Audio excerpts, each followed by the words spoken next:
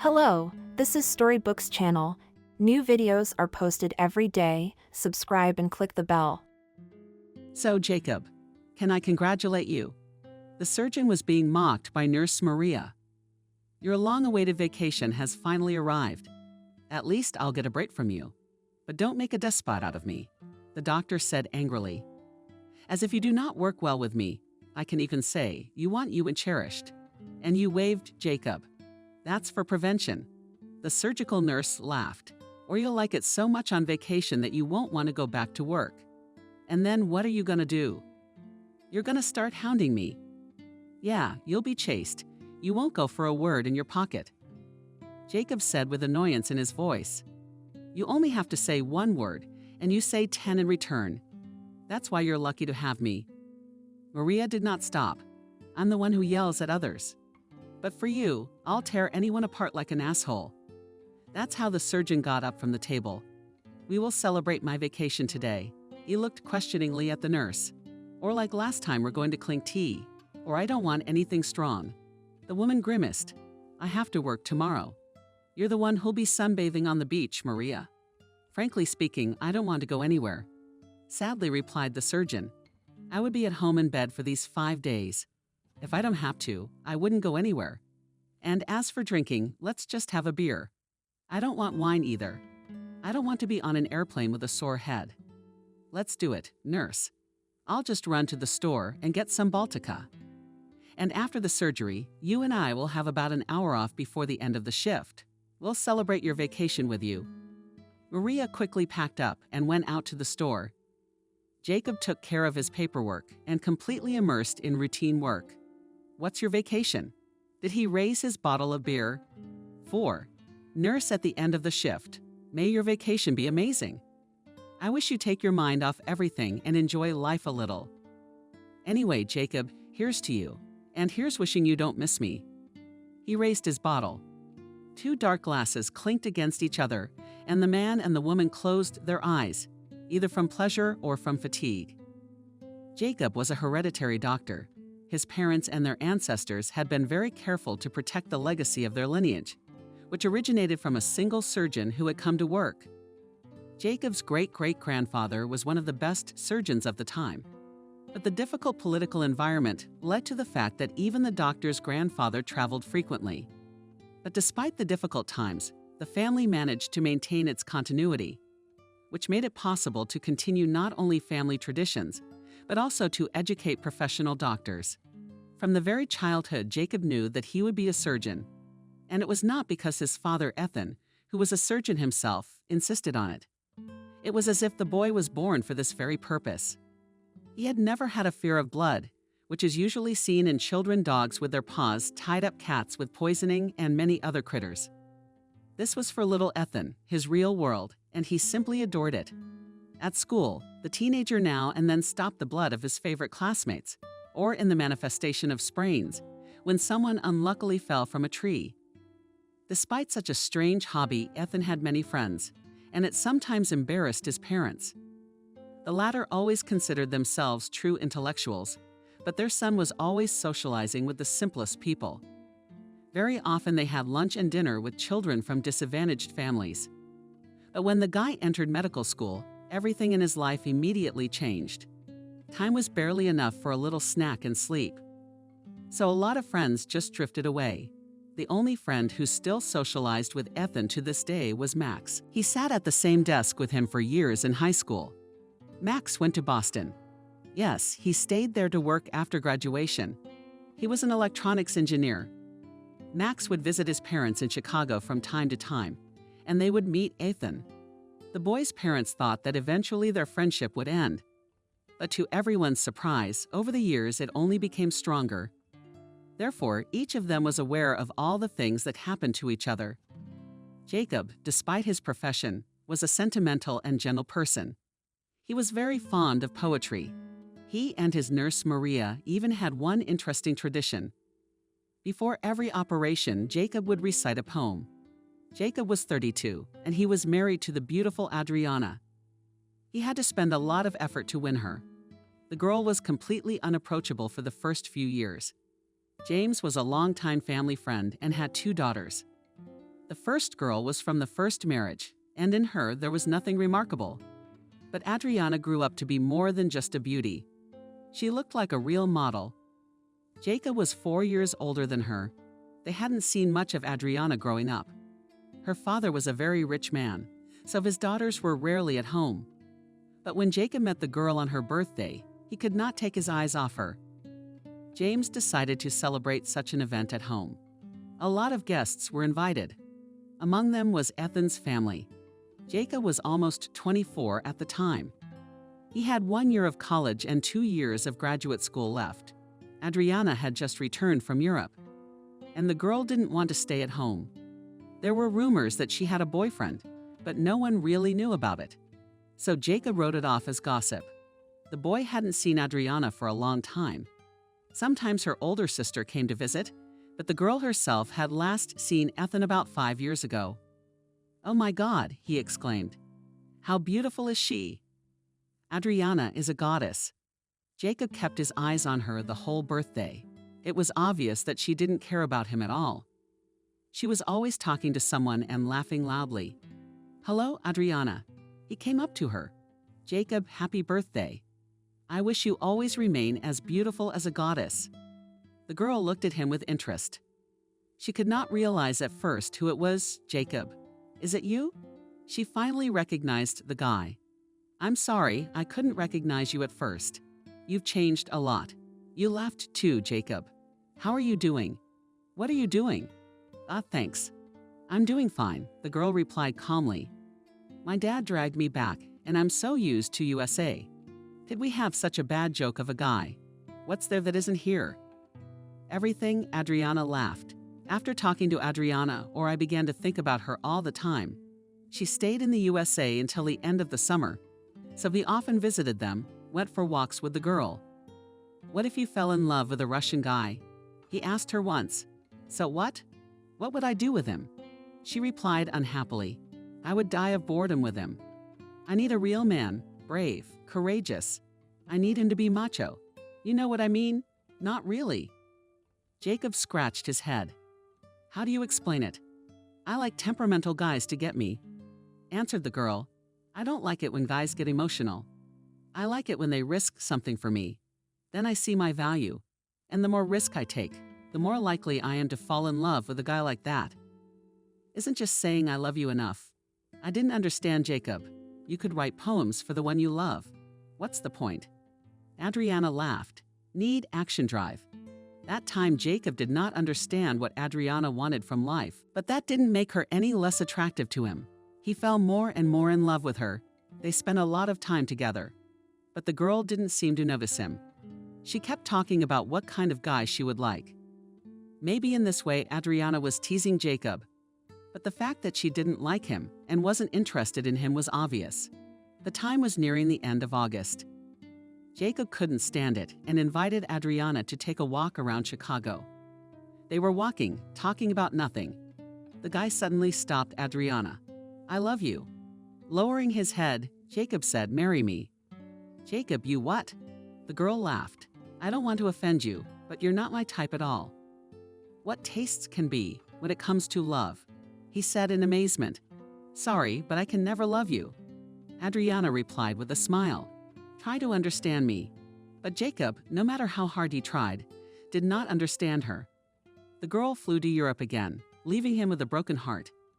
The guy hoped that in time he would forget her, but the passion for her only flared up. The next summer she flew back to her parents again. Jacob followed her around. "Jacob, what are you like a little child?" laughed at him girl. "I love you so much that I don't want to live. I told you many times you are not my type." That night, Jacob got drunk for the first time in his life. He was so hurt and unbearable that he drank too much. He remembered that he had gone, so to speak, to a showdown. But beyond that, his memory was a complete blank. The next day, he woke up in his house and remembered nothing. As Adriana told him afterwards, he didn't get to see her that day, but it was a good lesson for Ethan. The guy hadn't been drinking before. But after this incident, he didn't drink anything else except champagne and beer. And so ended the summer, and another year passed. Jacob had already told his parents that he was passionately in love with Adriana and that he could not imagine his life without her. "Jacob, I will talk to Sergei Nikolaevich," said Ethan. "Maybe he can influence his daughter. Because after the incident with Mom, he's going crazy." "What happened at Emily's?" the son asked in surprise.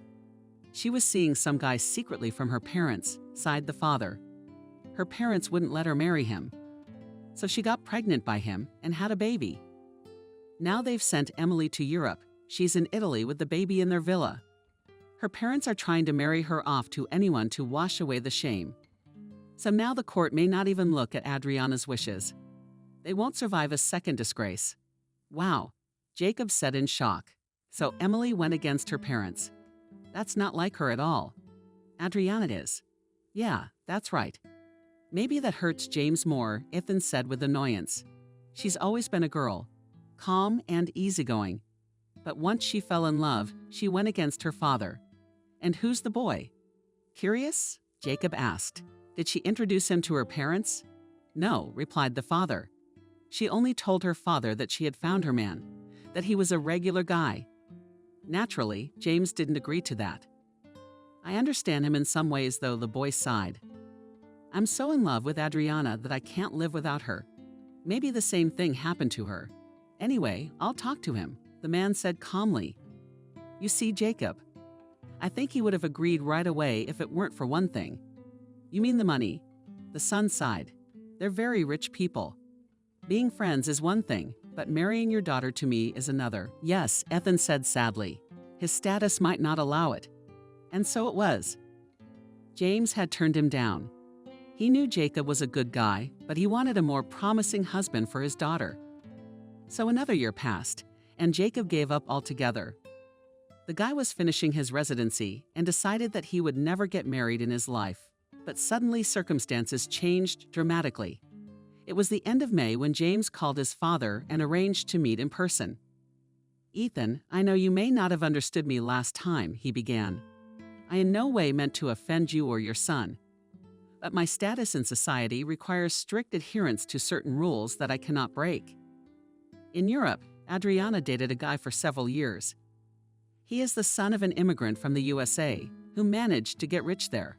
People there are not just rich, but in their circles famous. Sorry, I didn't tell you anything about that. Anyway, Adriana and this guy had a wedding scheduled for early May. Turns out he had another girlfriend. The guy's parents had cleared it with us. They really wanted Adriana to be their daughter-in-law. We even planned to pool our capital, but a week before the wedding Adriana, or even the girl, found out and gave Mike a scandal. She also told his parents everything. Anyway, it all ended with him editing some obscure video and audio recordings. He slandered Adriana in front of everyone at the wedding and accused her of cheating. We left Europe in such disgrace that we still don't know what to do. If Jacob still loves Adriana, then we are ready to perform your wedding." Ethan looked at his friend in utter bewilderment. On the one hand, the man realized that this was not about friendship or love, but about profit for James. There was already whispering about him and his daughter in the USA, and it was hurting his reputation. On the other hand, Jacob still loved Adriana. The man was in a very difficult position. "James, I'm sorry, but I can't decide for myself." Finally, he said, "I need to consult with my son." "Yes, I understand." "I'll wait," James replied. "I'm just asking you to think it over." Adriana agreed to marry James, and just like that, fate took an unexpected turn. And Adriana married a surgeon from a poor but intelligent family. "I'll try to love you," Adriana said after the wedding. Then Jacob was ready to wait for her all his life, but time passed, and their relationship remained half friendly, half official. But Jacob still continued to believe that one day Adriana would be his not only body, but would love him with all her soul. The man hoped that things would change after the baby was born. He and his wife had been actively planning for a child for several years now, but so far everything had been unsuccessful. That's why Adriana suggested that during his vacation to change the environment and go to the sea to rest. Jacob was so tired at work. He would not have had the strength to fly further than Turkey. Adriana, of course, wanted to vacation on more prestigious beaches. But in the end, she and her husband agreed. "Jacob, with your job, we cannot go anywhere at all," complained in the evening wife. "Well, maybe that's enough. Why do you need this city hospital? Dad promised us a long time ago that if you open your own clinic, he'll help us." Adriana: "Well, what am I going to do in this private clinic?" Jacob was angry. "I can't just sit around signing papers without surgery. No matter how hard it is, I love my job. I save people. I don't want to. There's no point in cutting off someone's cellulite or plumping up their lips with your experience and expertise. Would you be able to get rich like that already?" Adriana was indignant. "Good plastic surgeons make a lot of money." "Adriana, is there something you're missing?" Her husband looked at her sternly. "Do you need anything?" "It's not that." She answered quickly. "There's a difference between a doctor from a city hospital and a famous plastic surgeon. And my goal is to save people, not to disfigure them under obscure standards of beauty." Jacob said coldly, "When will all this be banned? How much do these plastic doctors produce ugliness? Is what they do beautiful? It's just a tribute to fashion. It's like when they used to spoil teeth to make them ink, as on losing cheeks, hit with forces containing mercury. The point remains the same. People have to learn how to age naturally. Jesus, how old-fashioned are you?" Adriana whispers, "You don't know anything about fashion or beauty. Imagine, I had a baby and gained weight. And where do you think I should put all this fat? How many women suffer from such problems? You're the man who set these beauty standards. You wouldn't even look at me fat. You're right, but only partially," sighed the man. "Up to 30 years really looking for some ideal perfect form. But now I do not care what size clothes you wear. And imagine if I got really fat, what then?" "But I'd hate it if you were fat," she answered honestly. "You see, you are not at all interested in my content." With annoyance in his voice, said Jacob. "So it turns out that your attitude to me determines only the form. And what kind of person am I? This is for you a complete nonsense." Unfortunately, this topic was not finished that day, and I watched a lot of people on the beach. I mean, why did this woman come here to show off her body? Isn't it humiliating for her husband? The man watched carefully as one woman about 35 years old walked her body out.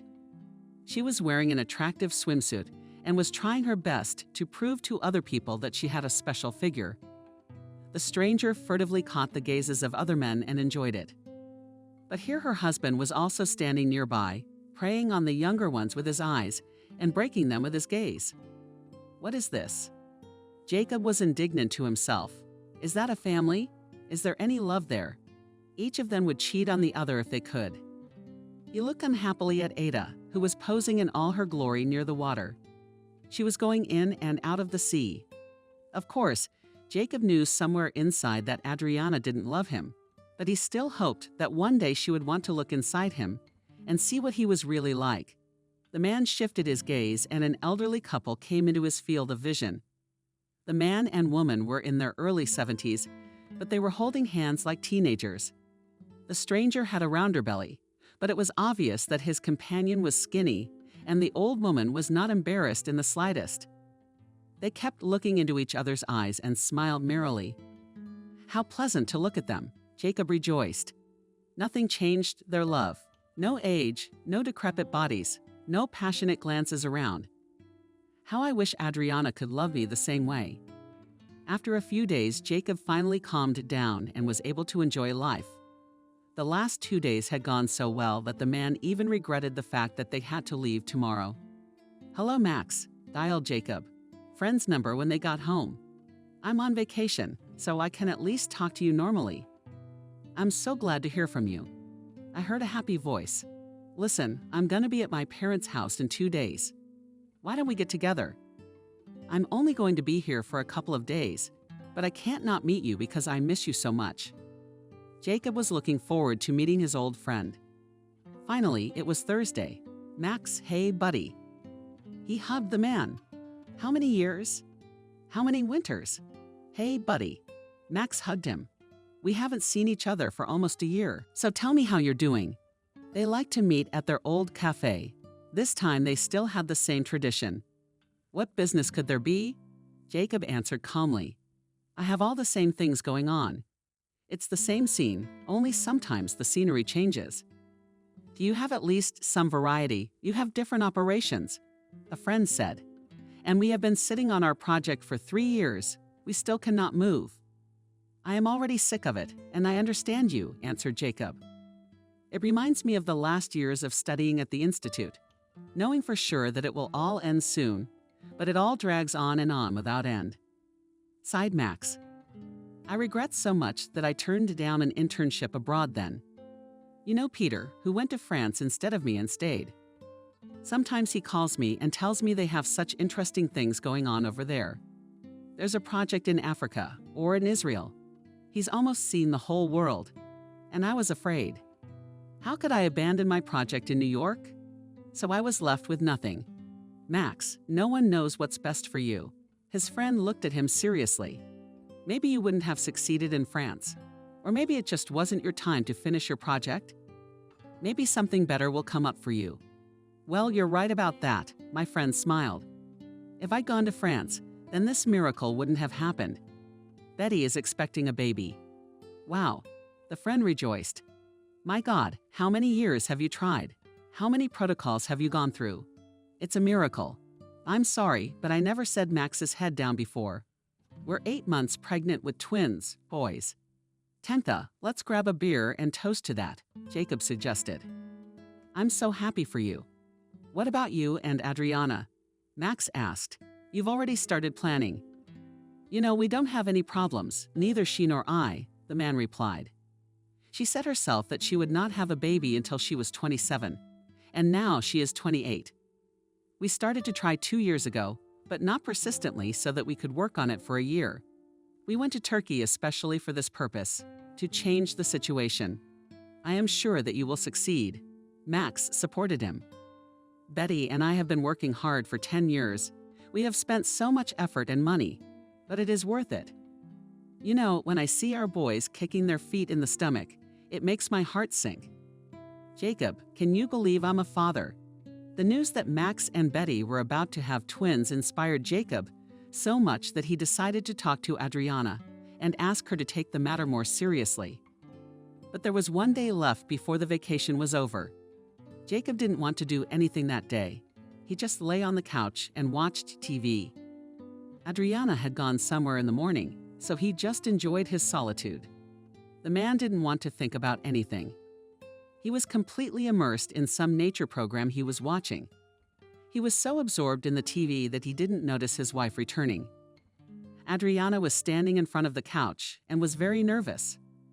Jacob, she called out to him, Jacob, I need to tell you something. The man looked at his wife's concerned face and turned off the television. What happened? He asked excitedly. Are you all pale? Jacob, I went to the doctor today. She started we're going to have a baby. You're pregnant? He said, Adriana in astonishment. We're having a baby. Oh my God, that's news. Jacob clutched his head. A real surprise. The next day, Jacob went to work. The fact that Adriana is expecting a baby so inspired him that the man just flew with happiness. Maria, is this for you? He handed his nurse a box of Turkish sweets. Can you get fat? I'll let you. Jacob, if I were 10 years younger, I'd never miss a guy like you. The nurse laughed. Thank you, darling, but be careful. The surgeon frowned playfully. You do not tell me such things. After all, I'm not only married now, but I'm going to be a father. Are you pregnant? In astonishment, said Maria. Wow. And congratulations from the bottom of my heart. Everything in Jacob, as if from the news, changed. He began to devote more time to his wife. Of course, it was impossible for him to spend a lot of time with her, but after work he tried to be with her every day. Not to say that Adriana was happy about it. The woman would have preferred to be alone more. Are you the one with the mood swings? Her husband told her. A very typical pregnancy condition. So be patient. If you feel like crying. But it's all business and in moderation. Don't get yourself worked up. I can imagine what will happen to me when Adriana starts sobbing like that. I'll have no one to care about then. It's not that bad, replied her husband. And not every pregnant woman has strong mood swings. Many just have morning sickness, and that's it. So let's not create problems for ourselves in advance. It's easy for you to say you're unhappy, said the wife. It's not like you're pregnant. You will not believe it, but I would with you to change places. Agreed, laughed the man. And Idle would lie around all day and from his work would rest. But unfortunately, only women give birth. All the grandparents were also very happy and were waiting impatiently for Adriana's belly to appear. The girl was very much annoyed by this, and lately she tried to stay at home and not go to her or Ethan's parents to visit. But that didn't stop them. So their parents themselves often traveled to their house to visit them. Jacob, I'm so sick of all these parties. One night my wife burst into tears. I just want to lie here and they're asking me what I ate today. How am I doing? Hell, I'll talk to your mom so they don't bother you so much. Jacob suggested it. You tell your mom that too, and say no hard feelings. But I don't want to see anyone right now. You're right. I'll call them, the girl replied. If I need to, I'll go to them myself, or I'll just get in the car to go somewhere and be alone. They're already here on the doorstep. So a month went by. Adriana never really started to get a strong COSA. Mostly her eating habits changed. She had a constant craving for hot pepper chips and snacks. At first, Jacob was in complete shock when she ate several packs a day of both. But after he consulted a good doctor, he calmed down. The main thing is that she's not throwing up or vomiting a lot, he said. Jacob, and this after the third, fourth month will pass, so let her eat. Despite the fact that the mood changed with supernatural speed, Jacob eventually got used to it. At times, the girl was simply unbearable. She often left home on the pretext that she needed to be alone. But none of this could not overshadow the joy of Ethan, and he was more and more tuned in to become a father. Max called a friend one day. How does it feel to be a father? To twins. You know, Jacob, I cannot tell you all this in one word, a friend said tiredly. It's not that there are pros and cons to everything. Just at first such euphoria, and then, when they do not sleep at night, and you, which at night already does not sleep, it is difficult to say. Of course you love your kids anyway. But I'll tell you honestly, for me the biggest problem is not that they scream, but that you can't even calm them down at night. I don't know how Betty handles them all by herself. I'm still in the euphoric stage, he sighed. Although Adriana has a terrible temper, and she's always getting on my nerves. But I'm very happy about her pregnancy. So you take advantage of the moment to be happy, laughed Max. And then when the baby is born, you won't know where you can get away from it. I'll tell you this, friend. If you feel that you have become a father, then everything else is like the sea. Well, if by the birth of the child you do not realize it, then it will be difficult to get along with it all. My Tanya had no problems during her pregnancy, and she was only on the ward once. Not as much stress. We got away with it all. But the kids were born so restless for some reason, and nobody knows why. Jacob was mentally prepared to be a father. He'd been setting himself up for it all along. Instead of nature and travel shows, he studied different seminars for future fathers, read medical books on family psychology. In general, he had no intention of backing down and was preparing for his new role with all the responsibility he could muster.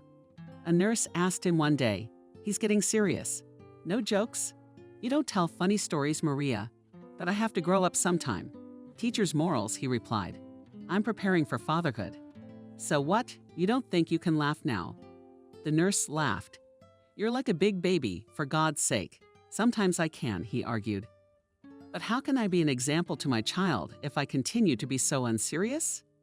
"You'd better laugh," the nurse smiled. "Otherwise your child will think from birth that it is not allowed to have fun and will grow up with some abnormalities." "Do you think you're in shock?" the doctor said. "I didn't think about it.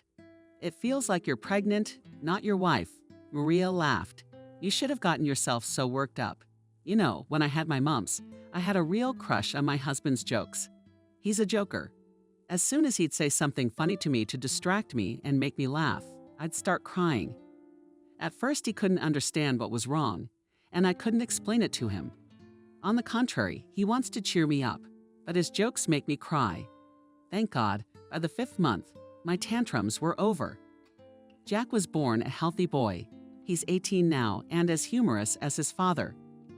When they get together to laugh with them, you can sew, "Let's not have your morning face. I can't wait for Adriana to have the baby, and I'll run away from you before you do." "Yeah, who's going to let you go?" Jacob smiled. "I can't do without you here. So don't even think that you and I will be carried out of here." He laughed. "That's the same thing." Maria supported him. "Now it's different. And I thought that I already began to lose my Jasoba."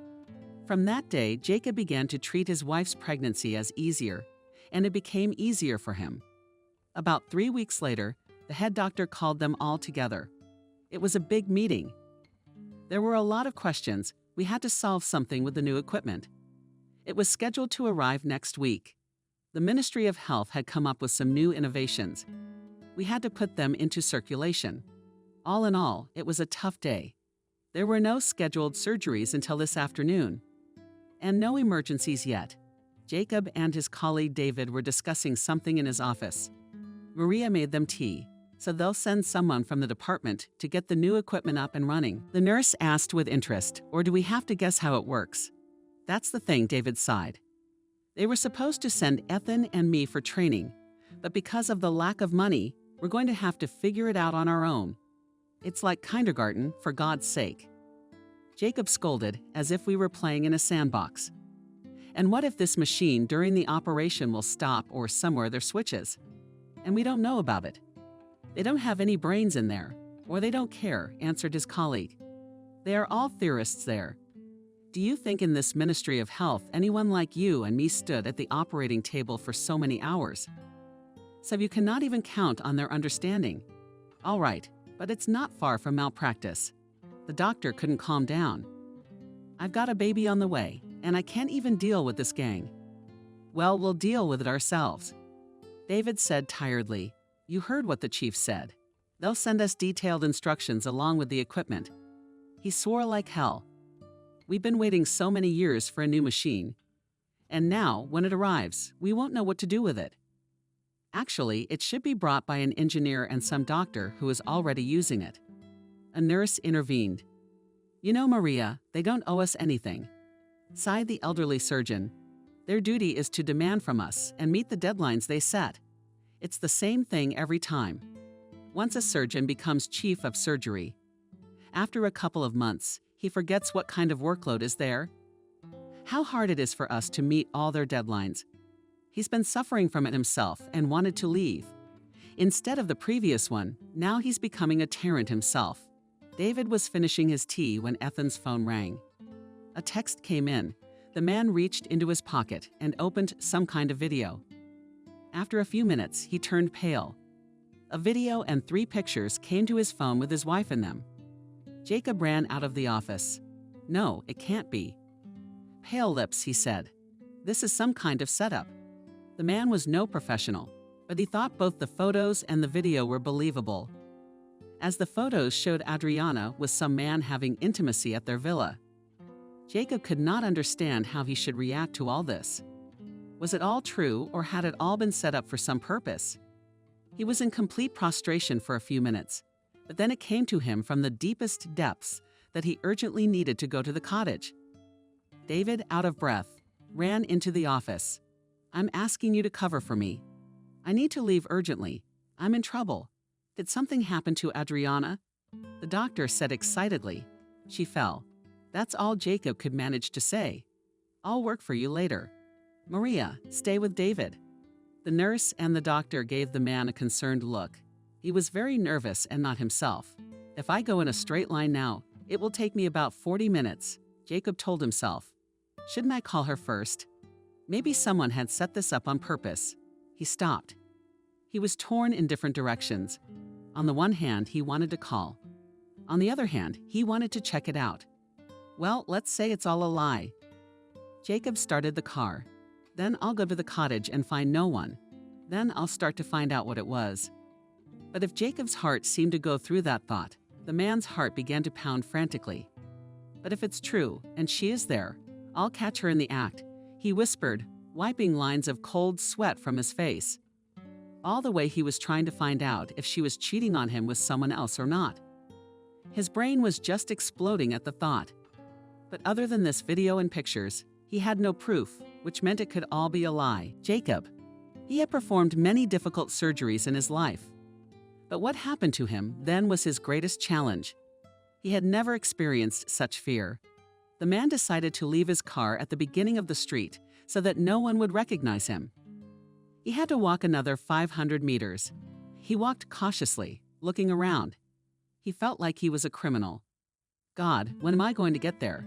Nervous, he said to himself. This all seems like bullshit. He turned onto his street and was simply stunned. His wife's car was parked outside their house.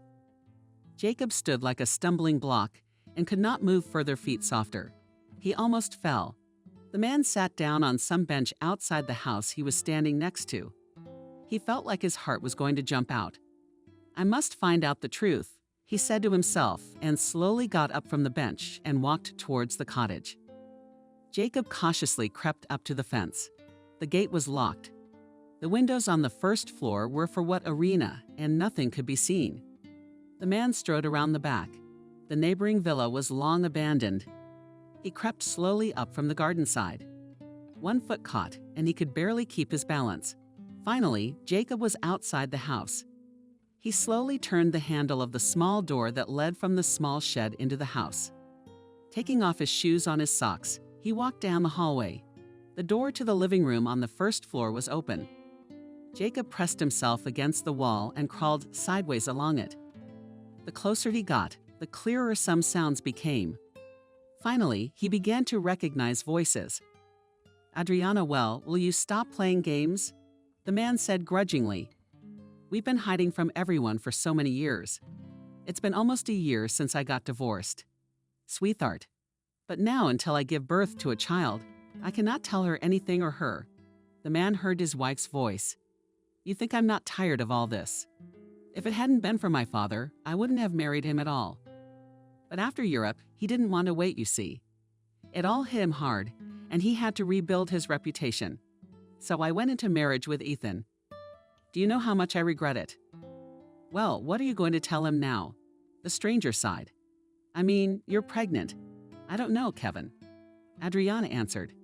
That's why I'm asking you to wait. Maybe in time something will change. I love you, the man replied. I can't live without you anymore. Neither can I, she kissed him. Be patient for a while. I'll think of something. Jacob at first wanted to fly into the room and tear it all down, but then he changed his mind. He left the house as carefully as he came in. He climbed over the back of the neighboring cottage and blinked stealthily to the beginning of the street. At that moment, Jacob did not want to think about anything. He only wanted to scream at the top of his voice. The pain stiffened his heart as well, so that it became difficult for him to breathe. What kind of a fool was I? He finally burst into tears, getting into his car. After all, she never loved me. I had made it all up, but why? Does it make me feel better that she lied to me all those years? On the contrary, I'm in unbearable pain right now. Jacob drove and drove. He didn't know which direction to go. He just wanted to drive into some foggy place, disappear forever. It was about 7 o'clock in the evening when the man began to regain consciousness. He was very thirsty. His stomach was sticking out a lot. He stopped the car and got out to stretch his legs. Looked at the navigator. Jacob had driven almost 200 kilometers. Oh God, where am I? He looked around. I don't even know these places. After hitting the waters a bit, the man sat down in his seat. The door to the car was open. The evening brought a bit of a chill. So it's all true, and I can't deny it, he said loudly. I wondered what I should do with this truth. Jacob clutched his head and sat like that for a while. But no matter how hard it was for him, he had to make a decision. Now the question arises, whose child is it, mine or his? The man thought, what am I supposed to do with all this? I can't live with myself after this, that's for sure. No matter how much I love her. It just doesn't make any sense, because she doesn't love me, to tell me everything that happened today and right now or to wait for the right moment. It's not like I can play it off like nothing happened. The man stepped out and wandered toward the field. The evening grass filled his lungs with freshness and coolness. For a while, Jacob even forgot where he was and what had happened to him. But he brought it back quickly. I need to wait for a while. Jacob decided. Maybe I can find out whose baby it is. Then all these issues will be easier to deal with. If it's Kevin's, then the divorce will be painless. But if it's my child, then her parents will get on my nerves, maybe even threaten me. So I need to buy some time to learn about everything and have arguments on my hands. Then her father will have nothing to say to me. I'll keep the video and the photos. And then the man turned pale. Until that moment, the thought of who it could be had never even crossed his mind. But then who knows that Adriana has a lover? Shocked, he said, "Who sent me all those pictures?" Jacob quickly ran to the car, picked up his phone, dialed the number from which the video and photos had come, but it was blocked. Naturally, no one would send such photos to the police from his personal number. The man said with annoyance in his voice, "But if you think about it, who could it be? Probably one of my employees." "Yeah, no one at my workplace has ever seen Adriana. Only Maria, and that's on a photo taken on a cell phone. And no one knows about our cottage. Well, they know we have one. But I've never told anyone the exact address. With work, I guess it's all a dead end. Nobody here cares much about me. Then maybe it's just one person taking revenge. Maybe Kevin's not her first man. Then it's very likely that he's been following her and knows where our villa is and when she and her lover go there. I don't have any other options yet. It looks like Adriana's revenge, and I'm the bargaining chip in this whole thing. But maybe it's for the best. It's not a question of how many men she had while we were married. It's the fact that she didn't love me, and if I continue to pursue this line now, that man in the photo will not rest. He's going to look at my reaction now, and then he's going to send me more proof, because he's going to have to prove to me that Adriana really cheated on me. Yeah, the best thing for me to do in this situation is to wait." Despite the fact that Jacob regained some composure, the man was in a lot of pain. He was well aware that after what he had seen, he would no longer be able to hide his anger. Jacob made up a story that he had some serious problems at work, so he did not want to see anyone anytime soon. The man was on his way home. It was getting late when his phone rang. "Jacob, where are you? Did you hear Adriana's voice? It's 10 o'clock. Yes, we had a serious problem at work. It's cold," he answered.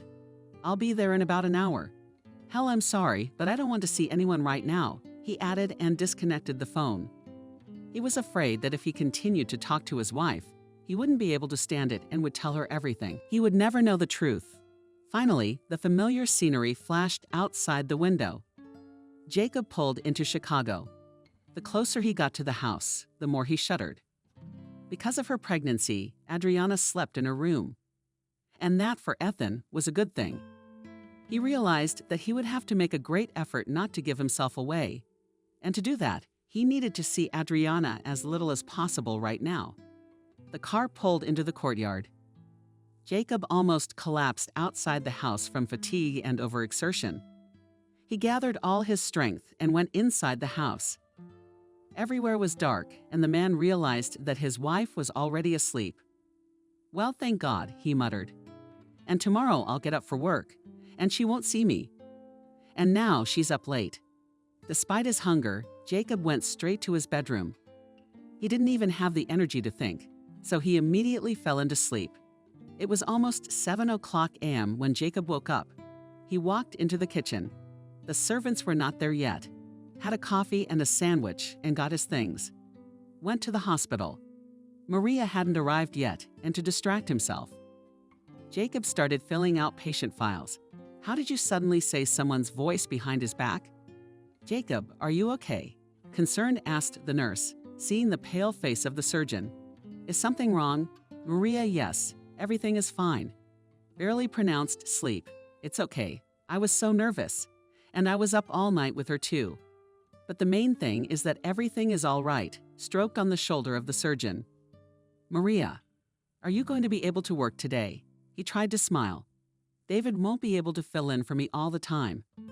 "Well, that's true," confirmed the nurse. "Although yesterday he and I rested most of the day.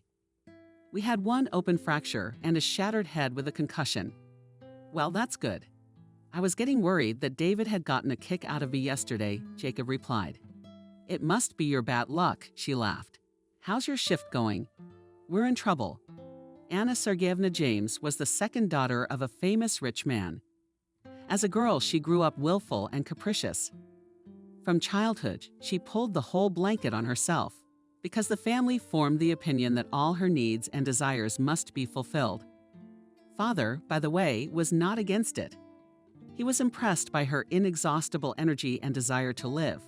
Adriana could sometimes behave recklessly, for which from time to time got into some unpleasant stories. Her passion was not only movement, learning something new, but also the attention of other people. It became a real drug for the girl.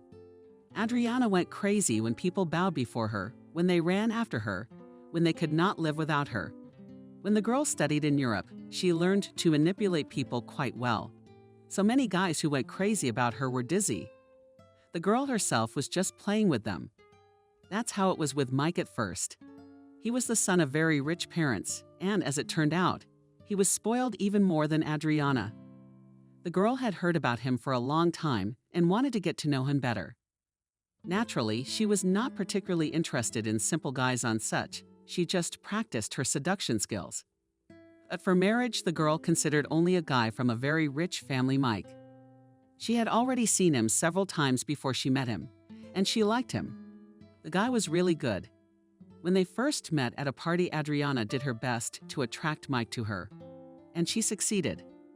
The guy quickly became interested in her. 2 weeks later, they started dating. Adriana first tried to reform Mike. He was irresponsible, and the relationship was never serious. But then his father and mother got involved. They liked the idea that Adriana could marry Mike, so his father had a very serious talk with the guy. Adriana and the guy dated for almost 3 years when the wedding date was set, but she always knew that he had someone on the side all the time.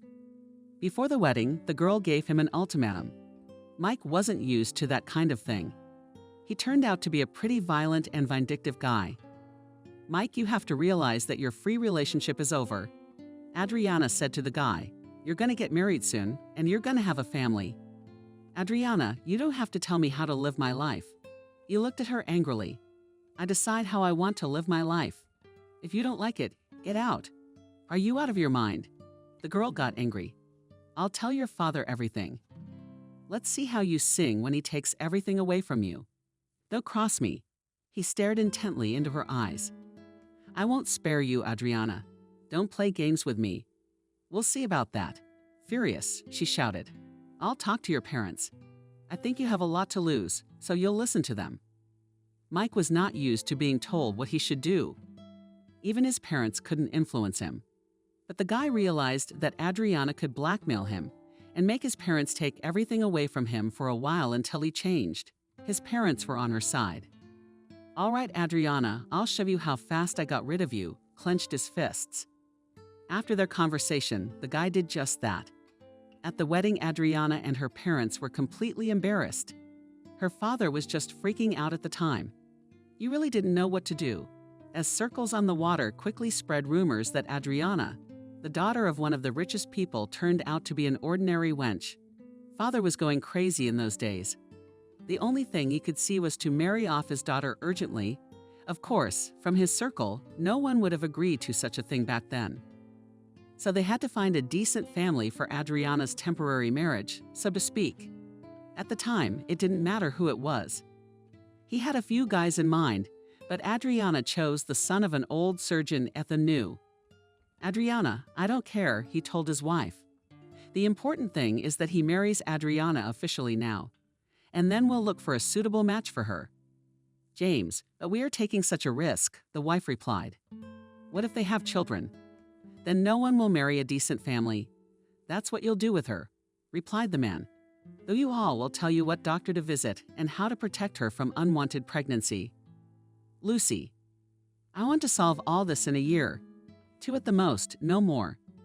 Adriana's wedding was modest.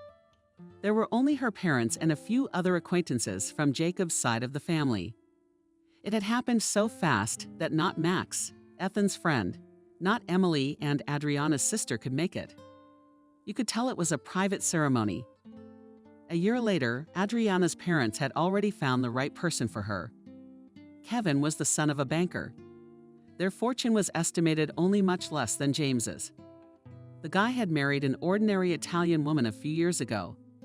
He had studied in Italy for 5 years, and when it came time to play the wedding to the girl his parents had picked up for him, he found himself already married. His parents gave him a huge scandal and even disowned him. This Kevin did not embarrass Kevin in the slightest, and he continued to live his life. In Italy, he worked so that he had no problems with the maintenance of his family. One day, the Kevins were visiting James and told him about how their son lives now. "It's such a shame. Such shame," through tears, Kevin's mother said. "We still can't get over it. Maybe you should introduce him to a nice girl." Lucy mother Adriana came up with an amazing idea. "Maybe he'll like her and forget about your Italian Kevin." "Where are we going to find one of those?"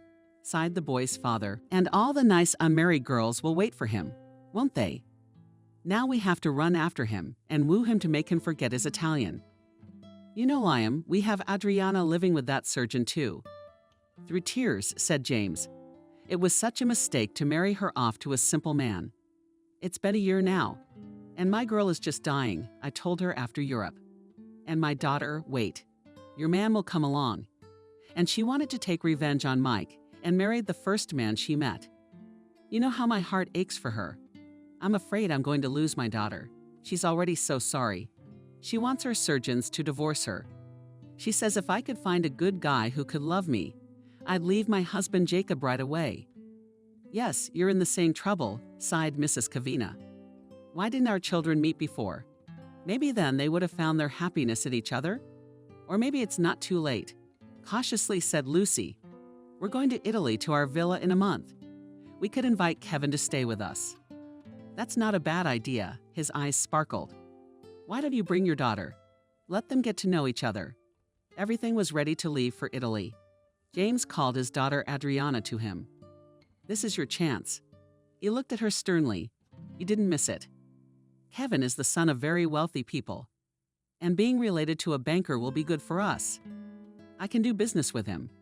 "Dad, all right." My daughter looked at him. "Let's say we like each other.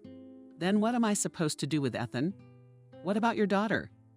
What could be the problem with him?" The man laughed. "We'll file for divorce right away. If Ethan makes any claims against me, I'll give him money. That'll keep him quiet, especially after he stopped practicing because of his illness. That kind of money will do him good." James was from the village, but the race for more money had changed him so much that he had forgotten that he had once been such a simple fellow. Now he saw himself as an overlord who could make or buy anyone. Ethan and his son were just things he had used, and now he could throw away. So in Italy, Kevin's first meeting with Adriana had been a success. At least that's how it seemed to the girl's young father. "It's strange," Kevin thought. "I don't know them, and they talk to me like I was a good friend. Maybe their father sent them." After the first meeting, he was impressed, not by Adriana, but by everything that had happened. James asked him to go with them to Sicily for a weekend, and he agreed. He had only been there once before. He wanted to visit those places again. Adriana said, breathing in the air of Sicily, "How beautiful it is here. Kevin, I even envy you. Can you come here every weekend?" "It's not that simple, Adriana," he objected. "I have to work. That's why I don't always have enough time or money to travel. We rent a place in the Dominican Republic. We don't have our own place yet. Doesn't your father help you?" "Watch out," asked the girl. "Uncle Liam, as far as I know, is a rich man."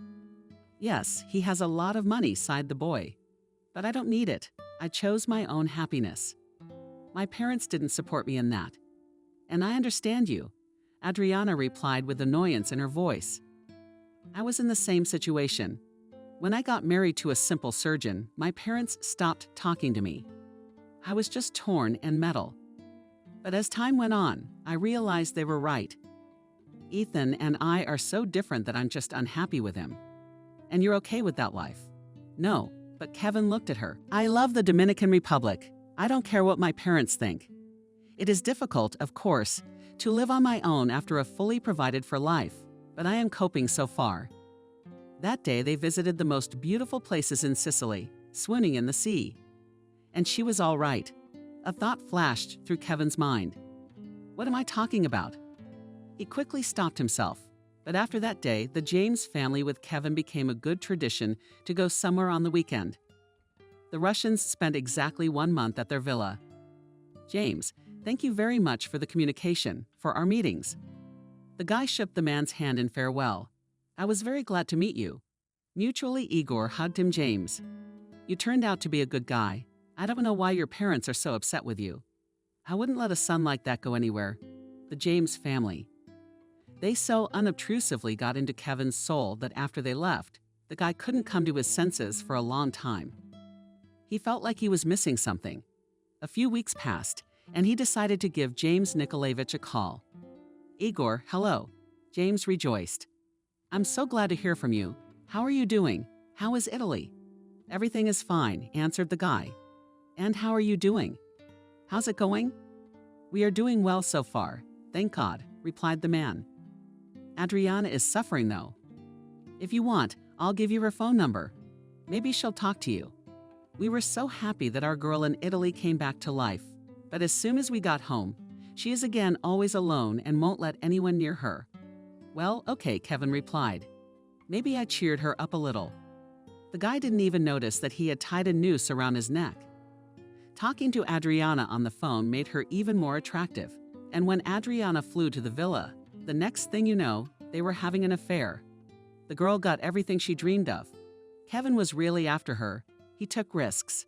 Adriana became an object of adoration for him. For about a year, the girl flew to Italy every 2 or 3 months. But Kevin was not going to divorce his Italian wife yet. James realized that he just had to bide his time. After 1.5 years, Kevin filed divorce papers. Adriana hoped that in a couple of months, she would already be able to divorce Ethan and marry Kevin. But Dominika went on principle and created a lot of problems for Kevin. Therefore, they divorced with scandals and constant lawsuits. It took almost 2 years. Finally, all the documents were received, and Kevin could return to his family. His parents lived in New York, and he left Italy to continue his father's business. Kevin's child was madly happy that their son finally understood everything and made the right choice in his life. When Kevin came to New York, he and Adriana found it easier to see each other. He started coming to Chicago often. Sometimes he and Adriana would meet at her parents' house. But most of all, they preferred the privacy of their villa. It was the old Villa James that her father had given to his daughter for her wedding. Therefore, Adriana felt at home there. The girl found out that she was pregnant weeks before she and her husband went to Turkey. So she set everything up. So she and Ethan made everything work out. While on vacation, her husband didn't count the days much, so he went along with everything right away. It was impossible to tell that Adriana and Kevin were planning a baby. It looked as if it had happened by accident. But the girl knew for sure that the baby was from him with Ethan. She had been on birth control pills for all the years, so she couldn't get pregnant with him.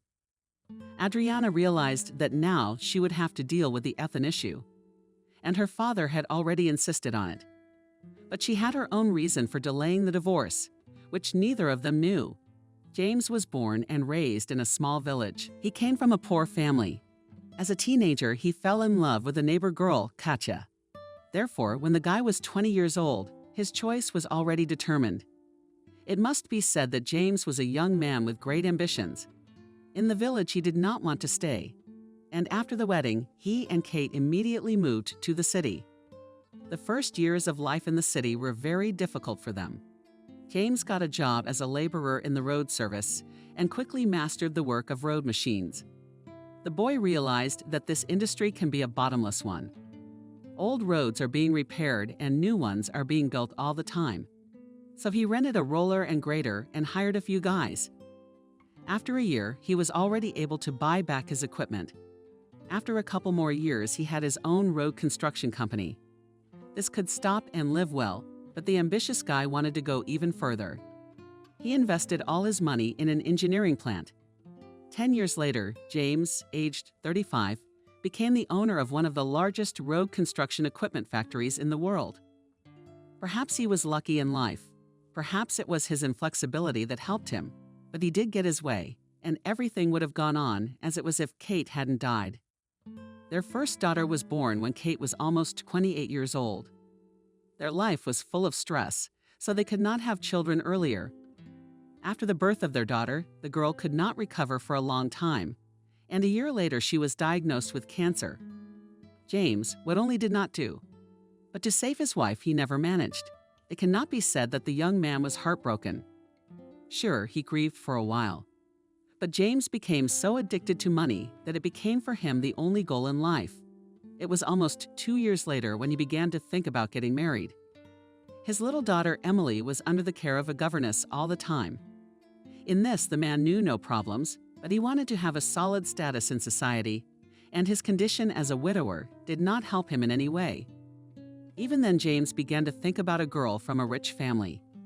"I've already reached such horizons that I don't need a wire anymore," he told himself, looking in the mirror. "I've worked so hard to get to a position in society that I'm not going to fall for any romance." James once at a call at a nobleman's party, he said that he was going to marry and was looking for a suitable candidate. Naturally, the girl had to be from a rich family, well-bred, educated. The rumor reached William's house. He had a daughter named Lucy, but she was so spoiled that her parents had been unable to marry her for nearly 7 years. The girl's temper was simply unbearable. "Lucy, listen to me," the father said to his daughter. "This is your last chance. Do what you want, but this James forget. Here's another," crossed her arms on her chest, "girl. I don't need this redneck. Then I'll marry you off tomorrow to the first man I see." In a rage, said the man, "You understand me, and you will get nothing more from us."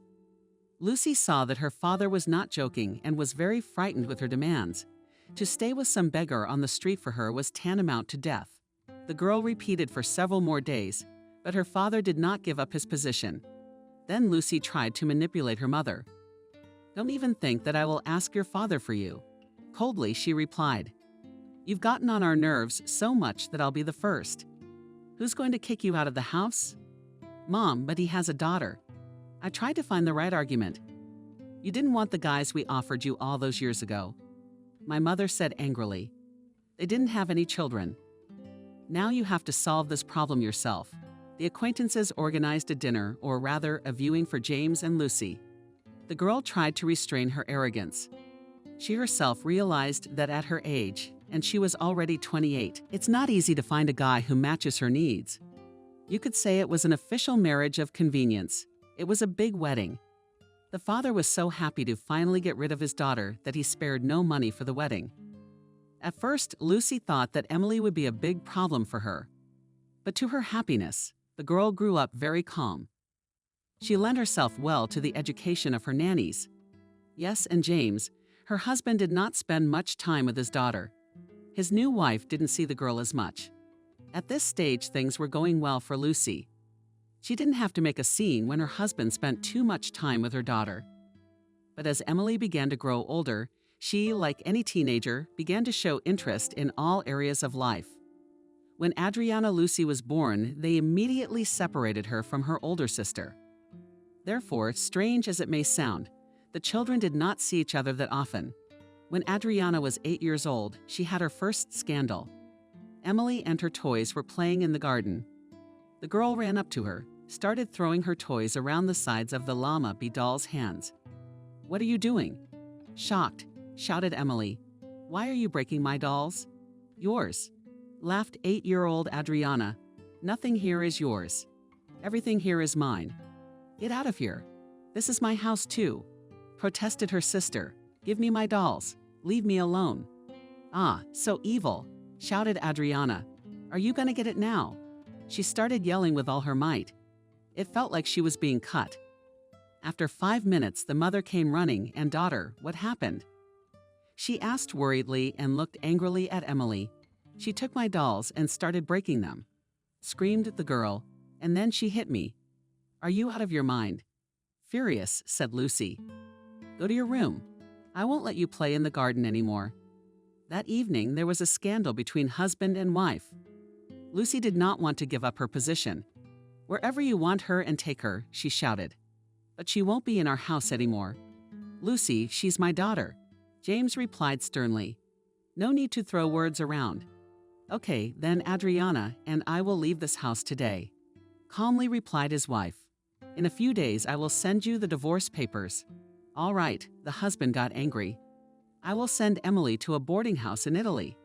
James finally gave in. After the daughter from her first marriage was expelled from the house, Adriana became a real mistress there. The first time Emily was able to be at home was not until she was 16. The father invited his daughter home for summer vacation, so she showed up. Adriana greeted her. No one was expecting you here. I came to see my father, not you. I tried to talk some sense into my little sister Emily, so don't let it bother you. But Adriana couldn't accept it. Every day she thought of something to do. The girl would put the ice cream on the chair, locked her door so she couldn't get out, threw a fly or a spider in her plate. Adriana, when are you going to calm down? Emily once said to her, don't you realize I don't need any of this? You can have this house and your father's wealth. You're the one who doesn't understand me, she shouted angrily. I just hate you. I would be the happiest person in the world if I could see you dead now. At your funeral, I would have laughed for a very long time. Why did Adriana hate Emily so much? She didn't know. But she sensed some inner strength in her sister, and it hurt her deeply. Adriana had always known that she was really a coward. She was a worthless girl. Adriana would never be able to survive without her father and his money. Emily, on the other hand, seemed to be able to adapt to everything. No other country frightened her. Not like at the boarding house, where the children were treated very strictly. Adriana had always felt that compared to her older sister, she looked like a pacifier.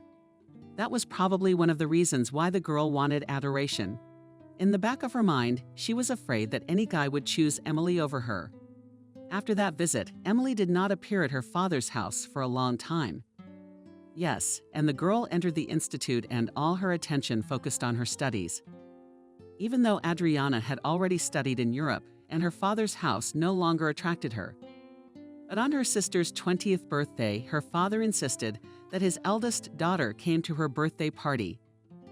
Adriana resisted this for a long time. She even argued with her father, but he did not change his decision. Let them finally establish a normal relationship with each other, her father thought. Adriana had changed a little during this time. She stopped feeling so much aggression towards her sister. In the first place, everyone confirmed that the girl was much prettier than Emily. In the second place, all the numerous fans of Adriana, whom she had broken her heart in Europe, gave her some self-confidence.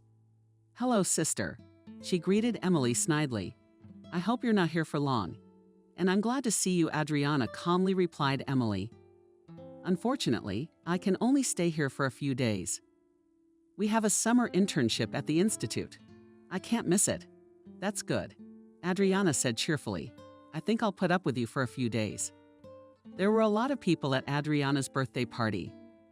Her mother wanted to show everyone how much her daughter had grown up. Emily sat alone, far away from everyone. She didn't know any of the guests. Suddenly, she saw Ethan's familiar face. She said excitedly, How happy am I to see you? And this must be Jacob. Don't you remember me? You and I together tied the bloody paw of one dog. Emily said in amazement, Honestly, you've changed a lot. How are you doing? I hear you are studying in Italy. The girl and the boy talked about something for a long time. They reminisced about their childhood and the few times they had met together. Emily was very sweet and open. Jacob hadn't expected that from her. At all. Emily's father didn't talk about her much. All his hopes and plans were connected with Adriana. Suddenly, the host appeared on the stage, and the party began. A few minutes later, the birthday girl came up to him as well. God was amazed. Boy, this Adriana. Yeah, she's a real hottie. Emily wanted to continue the conversation with Ethan, but it was as if he wasn't listening to her anymore. All his attention was absorbed by Adriana. The girl saw how he approached her and told her something admiringly. A few days later, Jacob showed up at their yard. Jacob, hello. She ran out to meet him. Emily, you're coming to visit us. Where is Adriana? The guy asked the girl. She's at home. I'd like to take her for a walk. Is she on the phone with someone at home? Answered Emily. Let's go have some lemonade and talk about something. She took her guest by the hand. They were laughing merrily when Adriana appeared on the terrace. She had a very displeased look on her face. But seeing how happy Emily was, the girl decided to take advantage of the situation. Jacob, why don't we go for a ride together? She laughed. Come on, hurry up, take my hand and let's go. The guest wanted to say something to Emily, but Adriana pulled him forward so much that he had to look under his feet not to fall. Good boy, Jacob, Emily thought. Why is Adriana doing all this? After all, she's going to play with him and leave him. The next day, Emily flew to Italy. The girl did not notice that she began to think about her acquaintance all the time. Jacob seemed to her that guy about whom only one can dream. She felt care and inner strength and tenderness in him. They liked the way he recited poetry. He had a sensitive nature. Adriana could never understand such a man. She favored brute external force. She liked to control and manipulate people. Emily realized that neither her father nor her mother would go through with the marriage. As much as Jacob loved Ode, and it brought the girl relief. The next summer, the girl decided to fly home for a visit. Adriana was there at the same time. God, but you could not at least wait until the end of August. Adriana greeted her sister unhappily. You've ruined my summer. Don't worry, I won't be here for long. She greeted her sister. That evening, Jacob arrived at their house. Emily happily ran out to meet him. Jacob, hello. How happy am I to see you? Rejoiced girl. How are you doing? Hi, Emily. Smiling, he replied. I did not know that you came. I'm fine. How are you? Well, Jacob, let's go. Adriana deliberately interrupted their conversation. We have no time to waste.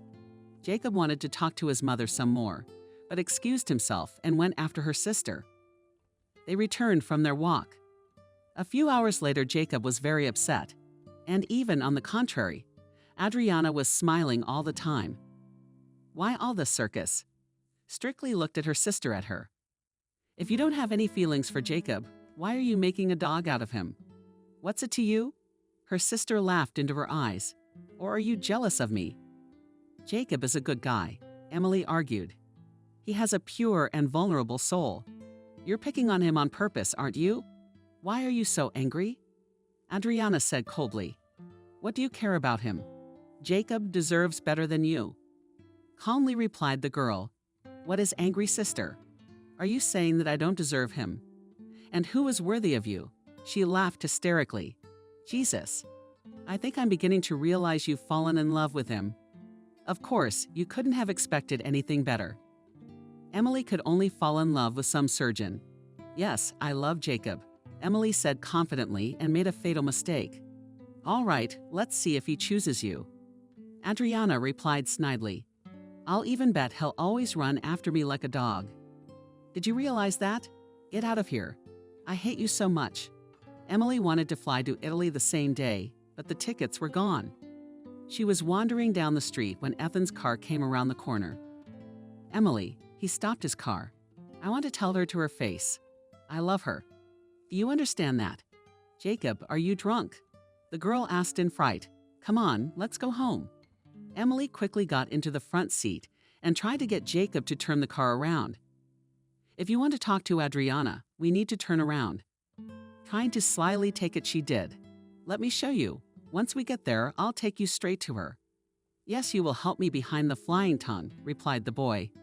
I beg you, help me, I can't live without her.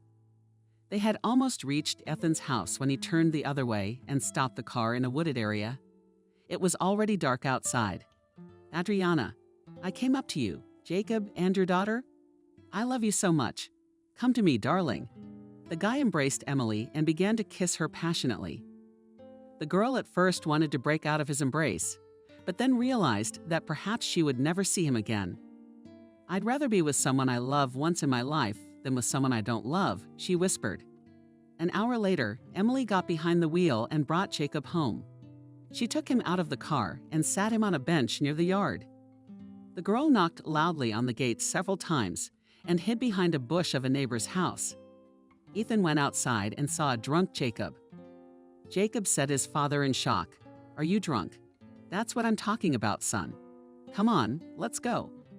Emily got home late. She was overwhelmed with such happiness. She didn't want to see a single face at home, so the girl came home already at midnight. And the next day at 7 o'clock a cab was waiting for her and took her to the airport in New York. As soon as Emily found out that she was pregnant, she immediately told her father. It made no sense to her to hide it. "Emily, why have you embarrassed me like this?" James lamented. "What am I going to tell people now?" "You will," she replied calmly. "My daughter fell in love with a simple boy, and I wouldn't let her marry him." "What an asshole." Lucy Vladimirovna was angry. "How can you be so ungrateful, Jamesa? Stop babysitting her. I demand that you forbid her to come home. Let her stay in her Italy."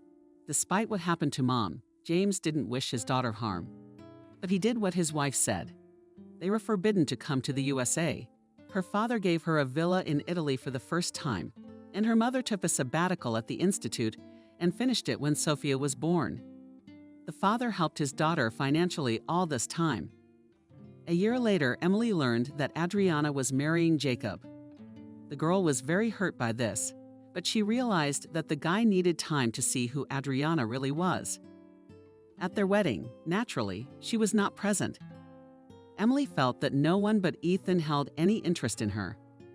She transferred all her love for him to their baby girl, Sophia. A year passed after Adriana returned to the USA and got married. Suddenly, Emily's father informed her that they were all flying to Italy together. The girl did not know why, but she got a bad feeling from this news. Everyone arrived at the villa. Emily did not really want to communicate with her relatives, so she and her daughter tried to go somewhere for a while. And everyone looked coldly at the girl. "Emily, we have an important guest tomorrow." Her father once told her, "I'd like to ask you not to interfere in our affairs." "I don't care at all." Dryly, she replied, "I don't have to be there at all." "No, you must be present." Father replied sternly, "And remember, you're divorced. Your rich husband left you for a mistress." At first, the girl couldn't understand what it all meant. But after the meeting with the important guest, everything began to fall into place. My God, are they marrying Adriana to Kevin? Horrified, she thought. Emily hadn't been on all of their trips. But before they flew back, she did approach her father. "Dad, what's this all about?" She asked him bluntly. "Are you imposing on Adriana, Kevin?" "Emily, but you are a grown woman and should realize that Jacob is not suitable for us." Father answered calmly. "He has already fulfilled his role, and I am very grateful to him for that. But it's time for Adriana to look for a better husband. Kevin's parents are very rich, and he has connections." The father looked at his daughter. "Is that any way to play with people? Jacob, he's not a toy. He's not a thing. That's no way to treat people. Do you understand that? Emily, not crossing the line." James looked at her angrily. "You're talking to me, girl, who's with some beggar. Just for the fun of it.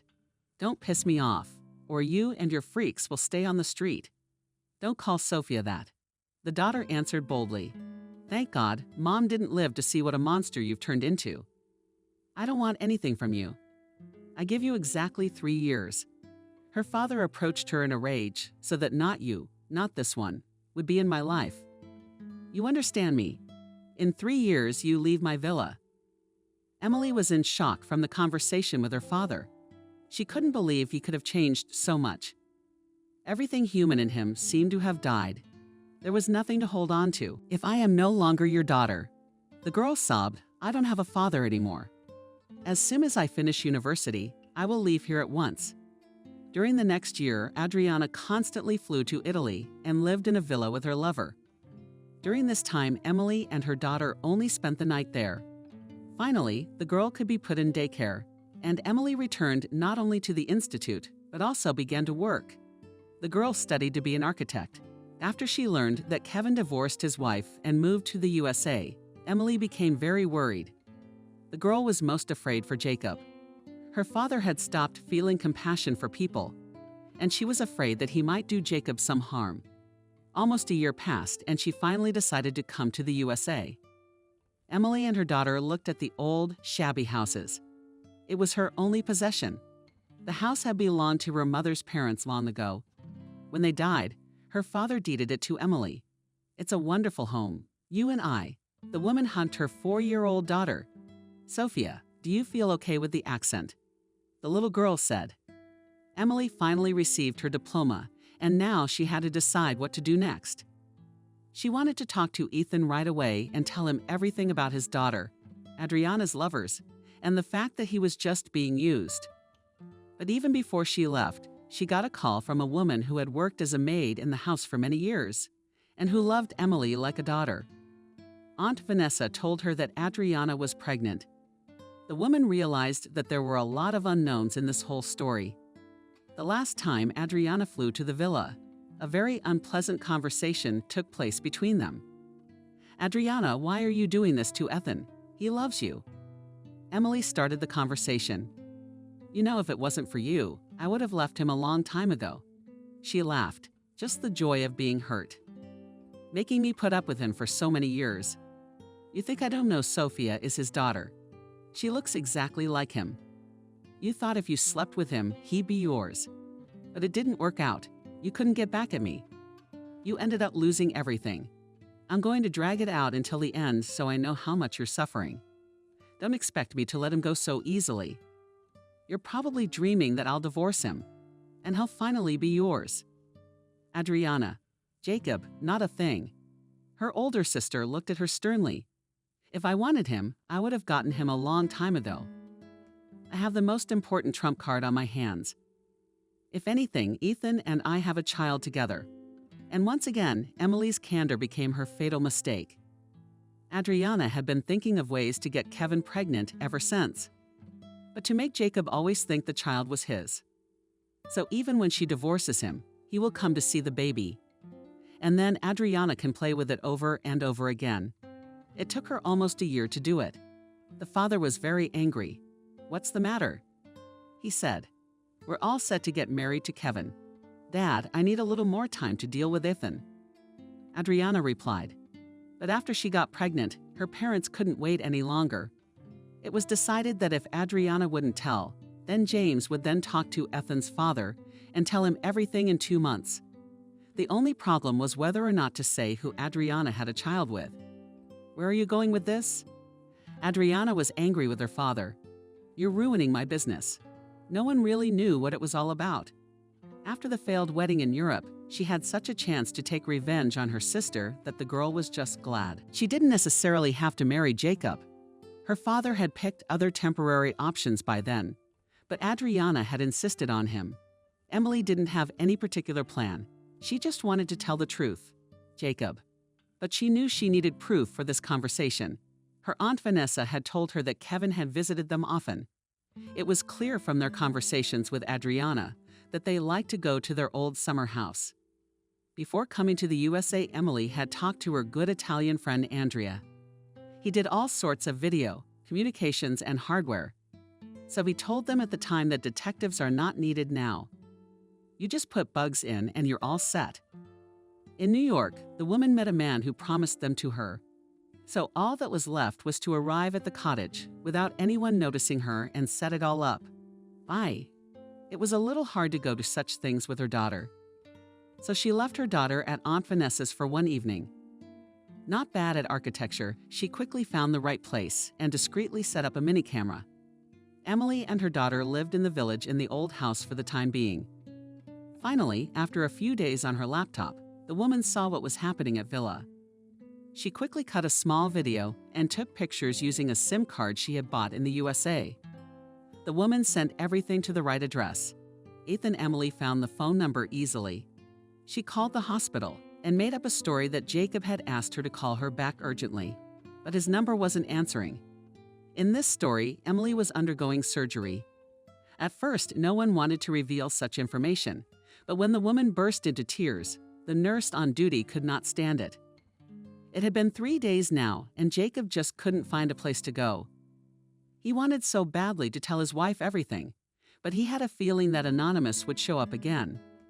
If it wasn't for the surgeries he had to focus on Man, it seemed like he would have lost his mind. But there was a great benefit to having some time to himself. Jacob went back over and over again and tried to figure out why he had gotten all this obsession. He reasoned about why he was attracted to them in the first place. He could see clearly now that she and he had always been radically different. He occasionally read some books, especially poetry, and watched informative movies, but his wife spent her days mindlessly. She seemed to have no purpose at all. Naturally, Adriana didn't work anywhere, but there was basically nothing to talk to her about. She never wanted to discuss serious topics. I don't even know why I married her. Finishing the operation, thought the surgeon, even after I found out she was pregnant. Adriana has absolutely no maternal feelings. She has always been interested only in her life. She's just obsessed with herself, and basically she's empty inside. God, I can't believe I never noticed that before. There's nothing inside her. It's like a pretty, shiny wrapper covering up an empty candy bar. At first, it seems like there's bound to be a lot of value behind such a fanatic. But there's nothing there, nothing at all. That day, Ethan had a major turning point in his life. He realized that he had no love for Adriana and never had. She had simply shifted her gaze to his dream, and he believed it. In fact, they were so different that there had never been any point to their relationship. Even if she's carrying my child, the man told himself, I'll divorce her anyway. Adriana, as the dream of the perfect woman for me, was dead forever. I wanted to be deceived. Now I'm reaping the result. Thank God it all happened now and not when I'm 50 years old, and nobody will need me anymore. After all, somewhere there is my woman who will not only love me, but will be able to see me. Jacob was very reluctant to go home. Maria had already left, and he had stayed on the pretext of finishing his business. He rested his head on his hands and settled on his desk. He was about to fall into sleep when he heard distinctive sounds, grudgingly pulled out his phone. We need to meet tonight at 8 at the Faro Cafe. I sent you pictures of your wife. So he showed up after all, as I thought, said the doctor. All right, let's meet. Let's see what else you can tell me. Jacob left the hospital. He didn't want to be late. 7:45. He was already there. Hello, Jacob, said someone above his head. How are you doing? Emily? He said in astonishment. What are you doing here? Didn't expect to see you here. Yeah, I have a very important work meeting. I'm sorry, we can meet later and talk. The man looked at the girl carefully. The facial features looked familiar to him. Oh shit, he cursed. If Emily leaves, I won't see her again. And I'd really like to talk to her. So be it. Emily, wait. He jumped up and ran after the woman. Honestly, I'm so happy to see you. What about your meeting? She smiled. Can we meet another day? No, Emily, do I need you now? Unexpectedly, Jacob said. Emily, my family is falling apart, or rather, has already fallen apart. Adriana has a lover. How did you know that? She asked with interest. Did she tell you that? No, Jacob lowered his head. Someone sent me photos and videos of her with him at our villa. They were there.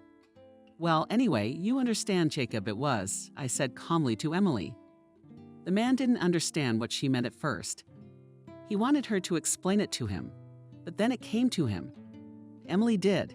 You're in shock, he pronounced. But why? Jacob, I've loved you for years. The woman was embarrassed, but Adriana went on principle. She always hated me. She always felt like someone might have chosen me over her. It didn't just hurt her. It drove her crazy, so she knew about it all along. The man said with pale lips.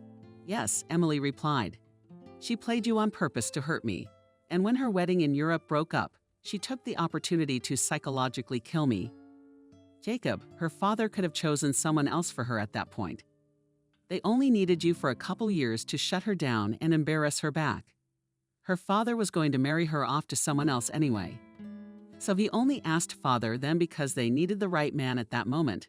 The doctor paled for a while.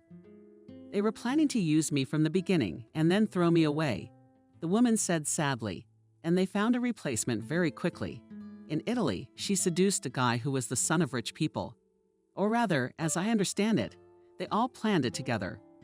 Kevin was married to an Italian woman at the time, and his parents disowned him for it. Things worked out with Adriana, and about a year ago, he finally got a divorce. Jacob, his and Adriana's wedding had been planned for a long time. God, I'm such a fool. The doctor's head in his hands. I naively believed in their good intentions. I had hoped to the end that Adriana would accept me. But why didn't she file for divorce right away? She had her own personal reasons. Emily replied and stroked her daughter's head. I would never have gotten involved in any of this. And I apologize to you, Jacob, but Jacob, do you remember the day you got drunk and came over? Oh, and I was really drunk then. The man sighed. The only thing I remember is getting in the car, and that was it. I had a fight with myself that day, the interviewee began, but I couldn't fly out that night because there were no tickets. I was wandering down the street by the courtyard. Suddenly, I saw your car and stopped you. I realized you were drunk. You were going with Adriana to confront her. You were going to tell her everything. By some miracle, I talked you down, and we drove to your house. But at one point you stopped and started hitting on me. We got out of the car. You thought I was Adriana. I tried to get away from you, but you caught me, Jacob. I did it on my own. It was a conscious decision because I loved you. Are you saying that there was something between us? I don't believe my ears, the doctor interjected. Yes, she replied shortly, and I have proof. I can even show it to you. What kind of proof? In shock, asked Jacob. He was making an effort to believe all this. Sophia put her arm around the girl. Your daughter Ethan Candle became dizzy from overexertion and began to faint. Jacob slapped the women on his cheeks. Jacob, wake up. The doctor opened his eyes. Standing in front of him was an agitated Emily. Sophia was looking intently into his eyes. I'm sorry, it was probably too much even for me. Coming to his senses, the man said, God, I have a daughter. Who would have thought it? He whispered. Jacob, what's pregnant with Kevin? Emily finished her story. She said that you would always think it was your child, even when you divorced her. So she needed time for you to get used to the role. But what was all that for? Screamed the doctor. I'm beginning to think she's mentally disturbed. Maybe, replied Emily calmly. She wished I'd never gotten you. In her dreams, you were supposed to chase her around like a dog. And it didn't matter that she had another husband now. You were supposed to remain loyal to her to the end and grateful for your supposed child. Jacob Ethan realized that he needed to be alone and process all of this. He had said goodbye to his mother then, without understanding why, but he wanted very much to take the girl in his arms and kiss her. But he restrained his impulse. For several days, Jacob woke up. Finally, the whole mosaic came together and he was able to decide what to do next. After work, he took his wife and they drove to her father's house. Jacob, what's the matter? Adriana protested. Couldn't this wait until tomorrow? No, he answered briefly. I've waited too long as it is. They pulled up in front of the big house. Jacob asked everyone to gather in the living room. James looked at him unhappily. So let's begin. Spoke calmly to his son-in-law. Let's probably go from the very end. And carries a child by another man. The father and his wife turned pale. He realized that nothing more could be hidden. Soon you will perform the wedding of your daughter Adriana to Kevin, with whom she is pregnant, the doctor continued. You, James, never wanted me to marry Adriana. But when trouble came to you, you just used me as a staging post. God judge you for that. And now you. Adriana. He looked at his wife. This is the last day we'll be together. Tomorrow I'll divorce you, but for all the suffering you've caused Emily, don't expect to find happiness. You're incapable of love, and there will be someone who will treat you the way you've treated me and everyone else. And I'll tell you honestly, if you hadn't gotten involved, we might be happy together by now. I know Sophia is my daughter. For the first time in her life, Adriana didn't know what to say to her. Everything Jacob had said was true. Her war that she had set up with them had so consumed her entire life that she had no chance of winning from the start. There was complete silence in the living room. There was no point in lying or denying it. And if you try to smear me in any way or make up any sordid stories, James, I'm talking to you personally. I have footage of your daughter frolicking in our villa with her lover. That will be all. I do hope our paths never cross again. The man ran out of his father-in-law's house and went to his house.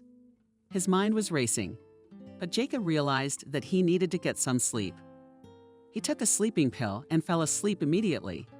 The next day, when he came home from work, his ex-wife's things were gone. What a petty idiot James is, Jacob said in shock, looking at the fact that the furniture in his mind had been removed. He must be getting back at me. Let him take everything. I'll still have the walls. And they're mine. I bought this house with my own money. He can't take it away from me. The next day was supposed to be his day off. He jumped back in the car, set the navigator, and followed its instructions. It must have been about 3 hours when he finally saw the name he wanted. "Where is the old house of Kate's parents?" James' ex-wife asked Jacob, sitting behind the yard of the old man. "Yes, on the next street over." He looked curiously at the stranger and showed him his hand. Jacob stopped his car where his grandfather told him someone ran out of the house. "Daddy is here," Sophia shouted joyfully. "Daddy, I love you so much, and I love you." He picked the girl up in his arms and started kissing her. "God, how have I missed you all this time? I always felt inside that you existed." "Jacob, hi. I'm outside. But how are you doing?" She smiled. "Now I'm doing well." Looked Jacob, the woman intently in the eyes. "Now I have a real family, and I will not let you or Sophia go anywhere else."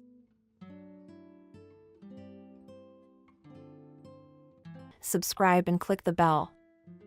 Robert shuddered and entered the dark room. "Come this way, please." The orderly led him down some long corridors. Finally, they found themselves in a light-filled hall.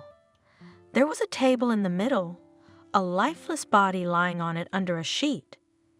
The young man took a deep breath, trying to cope with the lump of tears in his throat. He couldn't get himself under control. "Are you ready?" The pathologist looked at Robert carefully. "Yes," the man whispered, finally regaining his composure. The orderly pulled back the white sheet, and Robert went pale and swayed, grabbing the edge of the couch. "Is that her?" "It's her, it's Melissa. There's no doubt about it." "Who are you to the deceased?" "Me, I'm her fiancé. We had everything ready for the wedding." "I'm sorry for your loss. She was so young. She should have lived and lived." "Be strong. You've got the most difficult ordeal ahead of you, the funeral." "I can't believe it." In a trembling voice, the grief-stricken man said, "She's gone. Just a few hours ago, I was hugging her, kissing her, and she was laughing. She has an amazing laugh, and now—" He touched his bride's lifeless hand. "Her hand is cold. She will never smile at me again. How can this be?" He clutched his hands to his head, groaned, "To accept such a death. I don't believe it. I don't believe it. Though I look at her and see that it is her. Death and Melissa are incompatible. It doesn't make sense. I couldn't imagine in my wildest dreams that this could happen. She loved life so much. God, why? Why did He take her away from me? How happy she and I would have been together. Why is the world so unfair? My darling, how can I be without you? If I had been with you that night, I would have saved you. I would have died, but you would still be alive. But I wasn't there. My darling, my darling? Yes, the pathologist sighed. Too bad about her and the baby. She could have had more children. She's beautiful." "What baby?" The man looked at her, uncomprehending. "You didn't know?" The doctor shrugged. "Your fiancée was pregnant, 8 weeks already. I'm sorry, this must be hard for you to hear." "Pregnant? What do you mean?" The bereaved groom looked from the orderly to the pathologist, bewildered by the unexpected news.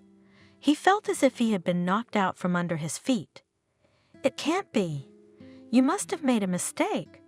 Melissa could not have been pregnant. I would have known. Maybe some other doctor could misdiagnose, but not me." The doctor shook his head. Robert turned pale. "Are you feeling all right?" An orderly asked anxiously, "Why don't I take you outside? Sit here on the bench. Get some fresh air. You'll feel better. I'm sorry for you. So many things all at once on one person's head. Don't worry, you're young. It'll all work out. Time heals wounds like this. You'll meet a woman. She'll bring you back to life. Yes, I'd better go. I need to be alone.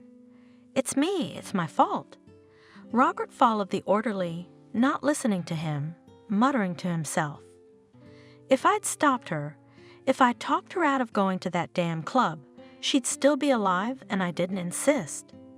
Who could have stopped her, though? I agreed with her on everything. I couldn't say no to anything. Melissa, my Melissa, I'll never forgive myself for this. It's not your fault. No one could have known such a disaster would happen. You couldn't have known there'd be a fire, and you better not be alone now. Is there someone to take care of you? The orderly asked kindly, opening the door for him, but the young man did not hear him. He was grieving. My beloved Melissa is gone. How can I live? How can I live? Robert wandered down the alley, seeing nothing in front of him, walking and muttering to himself under his nose like a madman. My Melissa, my girl, how will I live without you? Why did you leave? I didn't keep you safe. I didn't stop you. If you'd listened to me, you'd still be alive. Honey, Melissa was fidgeting in front of the mirror, picking out an outfit. Look, what dress do you think I should wear? Her cell phone beeped subtly. Hello? Don't distract me. If you keep calling every 5 minutes, I'll never get out. The girl cheerfully spoke into the receiver. I can't decide on a dress. She complained. How impatient you are. I'll be there soon. Melissa threw the phone on the bed. Kitty, help me comprehend the zipper. How do I look? Fuck this club. Robert frowned, glancing at her unhappily. It was a night to be alone together for once. We haven't seen much of each other these days. You spend more time with your friends than you do with me. I don't like it. You're my fiancé. The phone screen flashed again. Melissa grabbed it, quickly read the message, smiled. You're not listening to me at all. Your friends are more precious to you than me. Don't be angry, Kitty. The girl jokingly kissed him on the tip of his nose. I want to dance tonight, but you can't get me to go to a club. What now? To sit at home like two pensioners and stare at each other. It's not for me. You and I have a lot of nights like this ahead of us, so you'll get tired of me. I'll never get tired of you. Can we go to a movie or just sit at home and talk? You? Why a movie? Melissa wrinkled her nose. We're not 18 years old. Tell me about sitting in the back row and kissing. What's wrong with that? But together, it's very romantic. And then we'd get in the car and drive around the city all night. No offense, but we've already arranged to meet the girls. Oh, here we go. The girl grabbed the phone again. There they are again. Yes, I'll be down in 10 minutes. Melissa laughed impatiently. Wait for it. Honey, look at me. How do I look? You're not going anywhere. Robert stood in the doorway. I don't want you to go with them. We're getting married soon, and you're always running away from me. I don't want to share you with anyone. I want to be with you every minute of every day. I don't know what's so appealing about a dark, smoky room with music blaring. And it's full of strange men, and I don't want them slapping you. Don't be mad. Melissa fixed her luxurious brown hair. It doesn't suit you, and besides, you're not my husband yet. She poked him in the stomach with her finger. Look, I might change my mind if you're going to keep restricting my freedom. Just kidding. She smiled sweetly at her lover. Don't be possessive. What can I do if I'm not a homebody? Do you want me to sit at home, knitting socks in the evenings? You must admit, it's very boring. And anyway, I'd like to go out a little before the wedding. Then I promise I'll only be around you. I'm all yours now, but I don't want to give up my friends either. Don't be a nuisance. She gently pressed her whole body against him. Don't keep me here, or my friends will come for me. You don't want them to make a fuss, do you? Please don't go. I missed you. I haven't seen you all day. I wanted to spend the evening with you. Why don't I cook dinner, or we can order in, and then we can sit together. Open a bottle of wine. The whole night is ours. I miss you too, my love. She gave him a quick kiss and deftly slipped past him to the exit. I feel like dancing for tonight. Her cell phone buzzed. Here's the message again. I'm already expected. Without stopping me. Throw the phone away. He tried to take it away from the girl. You're always talking to someone. Texting. You don't care about me, and I'm your fiancé, your husband. I'm aware of that, kitten. Don't spoil my mood. Don't disappoint me. I promise it'll be the last time. Bye, honey. She sent him a kiss from the doorway. I won't be long. I'll be back before you know it. You and I have a lot of nights ahead of us. I love you. I'll be back soon. Finally met Melissa's friends right outside the club. We thought you'd never come. You're already struggling to get out of your fiancé's arms now. But what happens when you're married? Will he make you stay home? It would be fun to imagine Melissa as a model mother and wife. That's hilarious. Melissa, I would love to see this picture. Can I be your firstborn's godmother? Melissa, can you cook? I'd pay a lot to see you at the kitchen table. I hope your husband dies of old age and not poisoning himself at one of the family dinners. A model wife in an apron and a frying pan in her hand. Laugh, though your jokes are inappropriate. Everything will be just the way I want it. The pretty girl replied haughtily.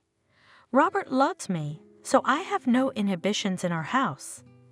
Why are we standing here? Let's dance. Melissa, you look amazing in that dress. Admiringly looking at her, Mason said, and me. Pouted her lips offensively, his friend Helen. And you, of course. Gently kissing her on the top of her head, reassured the young man. I'm a polite man, just had to compliment your friend. I suggest having a glass of cocktail. Melissa moved to the beat of the music. The mirror ball under the ceiling cast a glare on the dancers. The mood was perfect. For the mood, we don't mind, replied the young people and rushed to the bar. And the groom won't say anything to you? He's sitting alone at home, and you're having fun with us, and suddenly he'll get a great idea to come here. Helen took a sip, then another. Helen, Robert is the kind of man who prefers the comforts of home to the fun of the club, so I have nothing to fear. And then he realizes I'm not drinking juice here, so don't attack him. He's a good man and he loves me, and that's worth a lot. And he doesn't ask for anything in return. You'll run away from him in a week. My friend remarked, he's boring and all right. Do you really like the prospect of living with him for the rest of your life? Stop. Stop all this talk about my fiancé. Tonight we're gonna have a lot of fun. Great music. Her supple body picked up the rhythm with pleasure. Melissa gave herself over to the dance, oblivious to her surroundings. I'm tired, Helen said. Let's sit down for a while, shall we? The company sat down at the table on cozy leather sofas. You guys are so cool. Mason looked at one girl and the other with a smile. You don't drink anything at all. Should I suggest some other cocktail? 'Cause I'm supposed to be as smooth as a whistle. My baby, Robert, will be mad at me if I come home too tipsy. She looked playfully at her date, Michael. And I don't need that before the wedding. Shall we go dancing then? The man suggested. Both couples stepped onto the dance floor and moved to the music. You're so hot. Pulling her close to him, Michael said. You're a lot of fun, but I'm looking forward to more. You wouldn't deny me the pleasure of kissing you somewhere in a private corner of this room, would you? Careful. Melissa laughed, tilting her head back to get a better look at her companion. I'm married without 5 minutes. So what? The man's eyes reflected desire and admiration for the girl. Today your fiancé is not around, and you are mine for this evening. Isn't that right? I dreamed to take off this dress, to feel under my palms your silky skin. You want that too, don't you? Admit it, I can see you're trembling with impatience. Yes, I want to relax tonight. She tilted her head and laughed. She was dizzy from the cocktail she'd drunk. The music hanging in the air, the tobacco smoke, the hall lights, everything created a cheerful atmosphere. Listen, suddenly the girl stopped and looked around warily. Don't you think it smells like burning? I think so. Her companion laughed and tried to kiss his partner. It's time for a drink. Come on, our friends have been waiting for us. We should take a break. Can't you smell burning plastic? You're just imagining it. Look, everyone's dancing, and nobody notices. Don't panic. If something happened, they'd have raised the alarm long ago. Don't be a bore, let's go to ours. I feel so good with you now. Melissa, now and then looking around, followed Michael. Anxiety did not let her go. We thought you weren't coming back. Helen pouted her lips resentfully.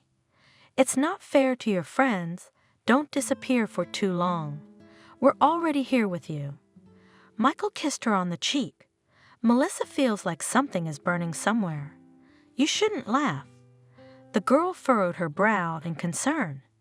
It really smells like something. Can't you smell it? Don't make it up. The man handed her a glass with a cocktail. Drink, relax. They impatiently drained the glasses. Now come with me. There's something we need to discuss. He glanced meaningfully at his buddies, picked up his companion, and headed out of the hall, looking for a place of privacy. I don't understand. Helen stared after the couple. What was Melissa thinking? She's about to get married, and she's out with someone else. And she's not afraid that Robert will tell about her adventures. She's desperate. I feel sorry for her fiancé. He'll have a lot of grief for her. None of your business. She's got her own head on her shoulders. That's what Mason said. I hope you're not going to tell Robert about Melissa. He sniffed uneasily. Hey, it does smell like burning. Shouldn't we be getting some fresh air? Suddenly the lights blinked. Once. The music stopped, and the hall became dark. Visitors began to light flashlights in their phones. Someone took a lighter in his hands. Ladies and gentlemen, a cheerful voice of a DJ sounded among the darkness. Please remain calm. A little trouble.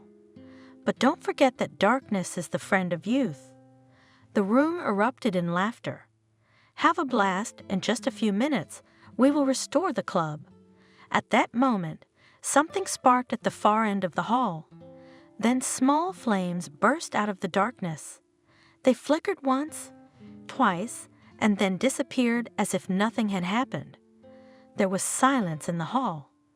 People froze, as if in a hypothetical dream, waiting for what would happen next. A few minutes later, as if by magic, the flames appeared again, and they immediately skidded on the ceiling, on the drapes, quickly spreading through the hall, covering more and more territory with fire. Thick, poisonous smoke, then more and more confidently began to spread in the air. Burn!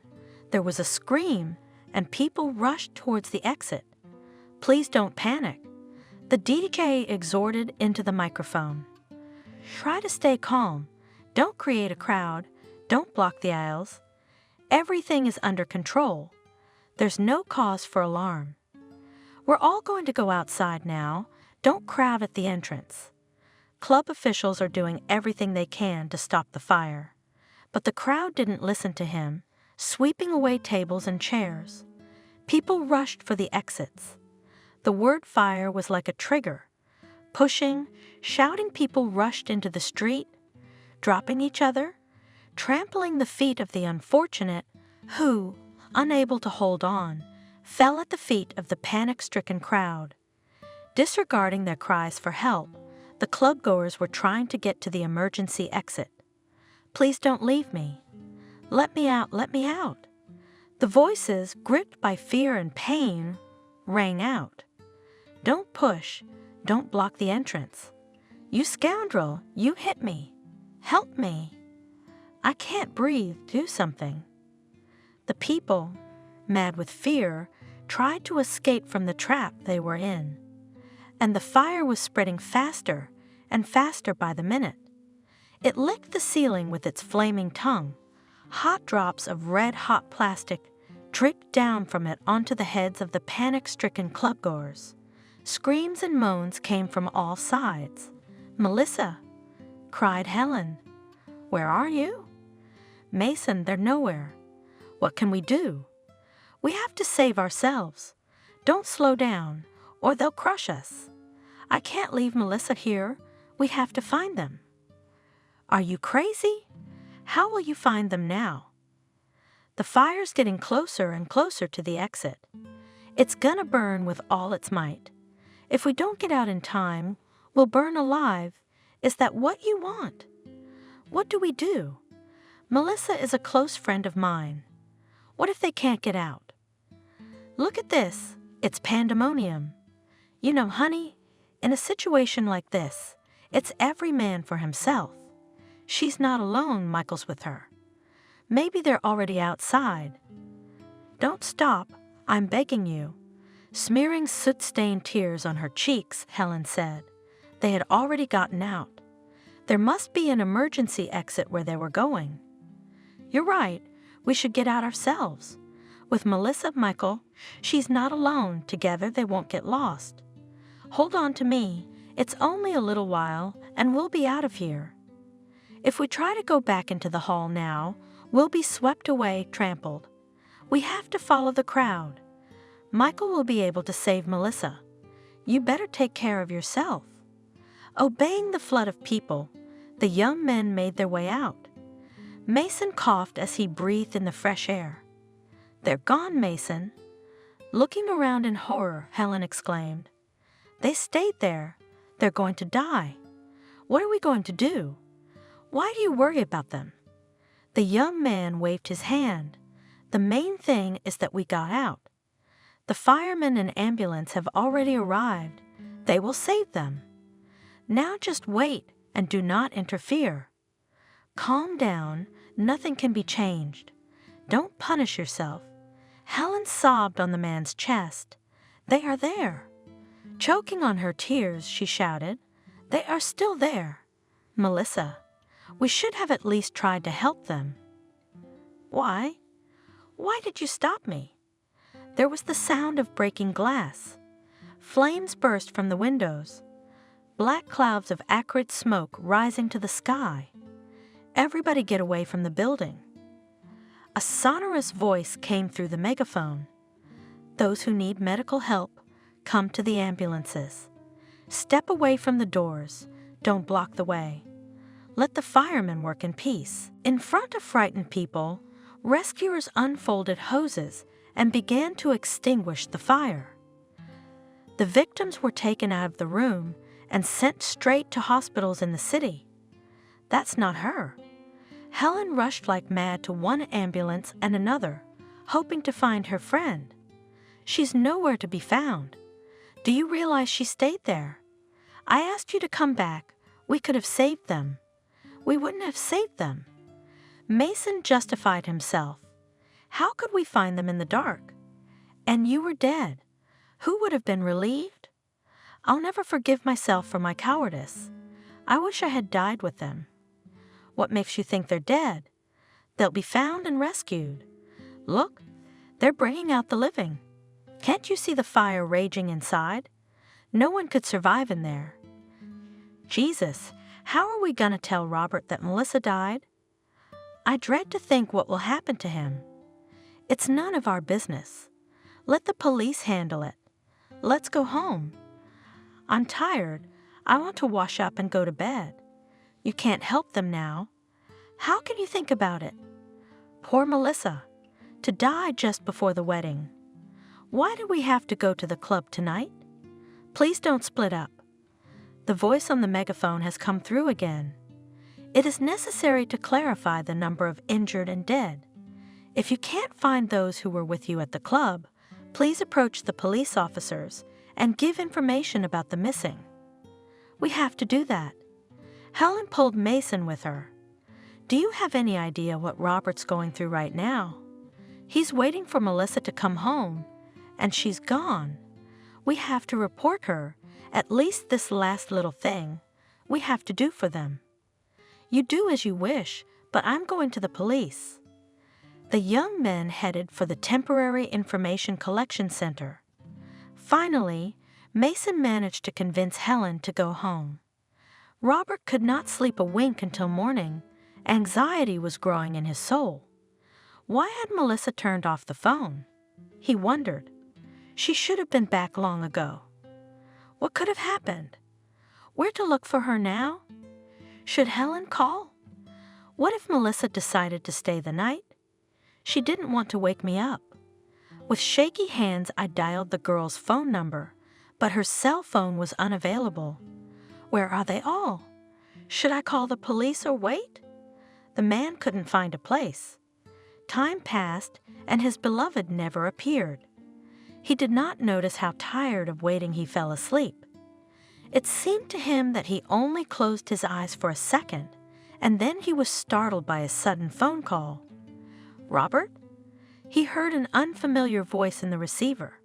Hello. I am compelled to inform you that your fiancée Melissa was killed in a nightclub fire. We're very sorry for your loss. How did she die? A man stood in the middle of the room and couldn't move. This can't be happening. She can't be dead. We're about to get married. What happened? You must have made a mistake. It's not her. I'm sorry, but it's true. It was a tip from some friends she was out with that night. The electrical wiring in the club caught fire. The fire spread quickly. People panicked. Your fiancée couldn't get out of the room.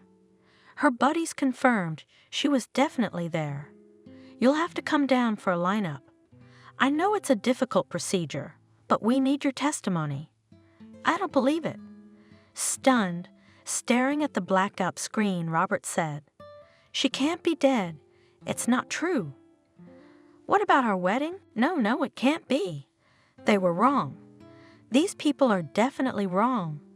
I'll go right now and prove it wasn't Melissa. She was just playing a joke. He fidgeted, getting ready. His head was buzzing, his thoughts jumbled. The man could hardly understand what was going on. Half an hour later, he was already standing in front of the medical examiner's office. After gathering his courage, he pulled the heavy door open. It's good that they came at once. The pathologist looked sympathetically at Robert. We'll get her back to you as soon as possible. Maybe it's not my fiancée. Robert looked pleadingly at the man. That's why we asked you here. You must be absolutely certain that this is your fiancée. Ready? I'll get it. Do you need any help? Robert shook his head negatively, pulled himself together, and looked at the body. Melissa's head was resting on the couch on top of a white sheet. Hair burned in places, no blood in her face. Ah! Robert groaned in pain, closed his eyes. His fingers clenched into a fist of their own accord. Is this Melissa, your fiancée?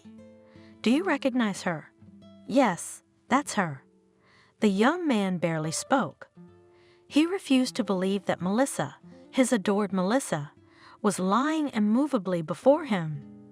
Her face was a grimace of horror and pain. My condolences. The pathologist was silent. I think you should know that your fiancée was drunk, so she couldn't get off the premises. And also, he stopped talking again. She was pregnant. Pregnant how? Robert was confused. She didn't say anything. Probably didn't have time. The lost young man headed for his car. He hardly realized what was happening. The most difficult ordeal lay ahead of him. All their friends and family had gathered for the funeral. Robert refused to believe that Melissa was gone. The farewell ceremony passed as if in a dream. Already at the wake, when almost everyone had left, Helen sat down with him.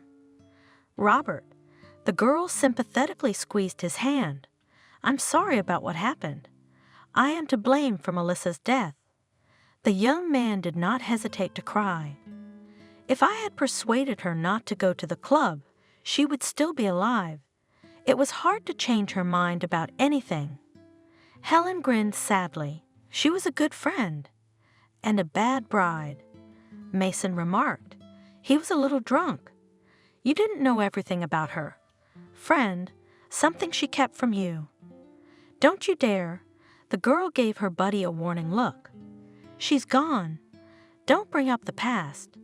Let her remain in Robert's memory, cheerful, loving." "I will not hide the truth from him," Mason said stubbornly. "Robert, you must know I have no right to be silent. It is very hard for me to see you suffer. She was unworthy of your love. She is not a woman to suffer for." "What are you saying?" "She was the best woman," tiredly objected the serene young man. "And now she's gone. I can't imagine life without her. She was everything to me. I'm dead, crushed, ruined. I don't want to live. She wasn't faithful to you. There at the club, Melissa was with another man. She cheated on you all the time. She cheated on you just before the wedding. That fateful night, she was seeing another man. You're lying. Robert's eyes are bloodshot. You have no right to besmirch my fiancé's good name. She loved me. Melissa never cheated on me." "Why? Why do you say such a disgusting thing?" "My poor girl. She can't even contradict you." "Robert, calm down." Helen tried to stop him. "And you shut up." She went after Mason. "Can't you find another time for this kind of news? Can't you see the state he's in? You're hurting him. Let him find out now, and from us, the police will tell him anyway. Robert, Melissa died because she and Michael were drunk and making love somewhere in the back of the club. That's why they couldn't get out. When the lights went out, there was panic. We had no chance of finding them. You know, in a situation like this, it's better to move with the crowd, especially since we were expecting to see them on the street. I don't believe a word of it." Robert looked at Mason with unseeing eyes. "Melissa couldn't cheat on me. I don't know why you're trying to defame her, but for God's sake, shut up. I don't want to hear this filth. You're lying. You've always been jealous of our love for her. Of course, this is the right moment to talk trash about my Melissa, but you won't succeed. Understand. I'll never believe she went behind my back to see another man. She was pregnant. We were going to have a baby. She didn't have time to tell me. How hard it is for me to know that I will never be able to kiss my beloved Melissa again, never hold our baby in my arms. I'm alone without her. I don't know why I'm still alive. It's not your baby." Helen said sadly. "I'm sorry you're just finding out now. You too." Robert exclaimed sadly. "She was your friend. She trusted you. How can you accuse her of cheating on you? Why would you want to besmirch Melissa's good name? I'm sorry I didn't tell you sooner. I was hoping Melissa would tell you herself. So you knew. You knew she was cheating on me and encouraged them to see each other. You're 100 times worse than she is. That's your business." Helen objected. "Did I have the right to judge Melissa? She promised to tell you everything and to stop seeing men. Why are you telling me all this now?" Robert clenched his fists painfully, shakily stood up from the table. "Get out of our house," he said softly, putting so much hatred into his voice that Helen and Mason recoiled in fear. I don't want to see you again ever. Forget my number. I have no more fiancé. I have no more friends. Remember, I didn't believe you. My Melissa was pure and honest and loved me. No matter what you say about her, you can't convince me otherwise. You shouldn't do that. Helen quickly got out from behind the desk and made Mason get up. I thought you needed to know the truth. And you asked me if I wanted to know it now. He slumped heavily in his chair, clutched his head, and froze, consumed with grief. Robert, we understand you're not yourself and we don't take offense. If you need help, know that we're always here for you. Mason put a hand on his shoulder and squeezed it, but Robert remained immovable. Son, his mother came over to him. What's wrong? Why did your friends leave? Leave me alone, Mom. Deeply, said the young man. I want to be alone. I understand, son. It's very scary to lose the one you love. She was so young, so beautiful. I sympathize with you very much. If I could do anything to ease your suffering, tell me. I'll do everything. Don't shut yourself in. Talk to me. Tell me what's on your mind. You'll feel much better. Clara stroked her son's head sympathetically. Robert jerked as if he had been hit. He dropped his head in his arms and sobbed, his heart broken. Melissa's smiling face stood before his eyes. She was so beautiful and unattainable. The man clutched the tablecloth with his hands and yanked it sharply towards him. There was a clinking sound of breaking dishes. Those gathered at the wake looked at him with horror, but no one dared to make a remark. Everyone understood how hard it was for him to bear the loss of his beloved bride. Son, we have wonderful news for you. Clara announced at dinner. We are going on a sea cruise. The tickets are in our pocket. Congratulations. Robert responded indifferently. Have a good vacation. You don't understand, son. William added cheerfully. We're all going together. It's been so long since we've been on a family vacation, and it's all worked out so well. What do you need me for? Come, I don't want to disturb you, and I'll work in peace and quiet. What do you mean, why? It'll take your mind off things. Look what you've become like. A real recluse. The sea air will be good for your health. How many times can you give in to grief? Life doesn't stand still. I'm healthy, Mother, and I don't want to go anywhere. My life suits me just fine. What have I done to you? Physically, you may be healthy, but your mental state needs a jolt. You just need to change from office to quarters for a while. You'll see a whole new lease on life. Imagine 2 weeks of complete relaxation. Nothing to think about. I checked. There are excursions planned along the way, concerts, entertainment. Anyway, you can't take no for an answer. It's about time you started going out. I have no desire to go out. You go ahead and I'll stay home. You'll get a break from me, and I'll get a break from you. How can you accuse her of cheating on you? Why would you want to besmirch Melissa's good name? I'm sorry I didn't tell you sooner. I was hoping Melissa would tell you herself. So you knew. You knew she was cheating on me and encouraged them to see each other. You're 100 times worse than she is. That's your business. Helen objected. Did I have the right to judge Melissa? She promised to tell you everything and to stop seeing men. Why are you telling me all this now? Robert clenched his fists painfully, shakily stood up from the table. Get out of our house, he said softly, putting so much hatred into his voice that Helen and Mason recoiled in fear. I don't want to see you again ever. Forget my number. I have no more fiancé. I have no more friends. Remember, I didn't believe you. My Melissa was pure and honest and loved me. No matter what you say about her, you can't convince me otherwise. You shouldn't do that. Helen quickly got out from behind the desk and made Mason get up.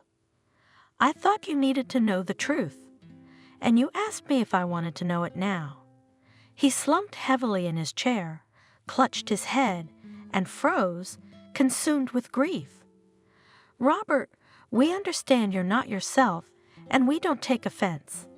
If you need help, know that we're always here for you. Mason put a hand on his shoulder and squeezed it, but Robert remained immovable. Son, his mother came over to him. What's wrong? Why did your friends leave? Leave me alone, Mom. Deeply, said the young man. I want to be alone. I understand, son. It's very scary to lose the one you love. She was so young, so beautiful. I sympathize with you very much. If I can do anything to ease your suffering, tell me. I'll do everything. Don't shut yourself in.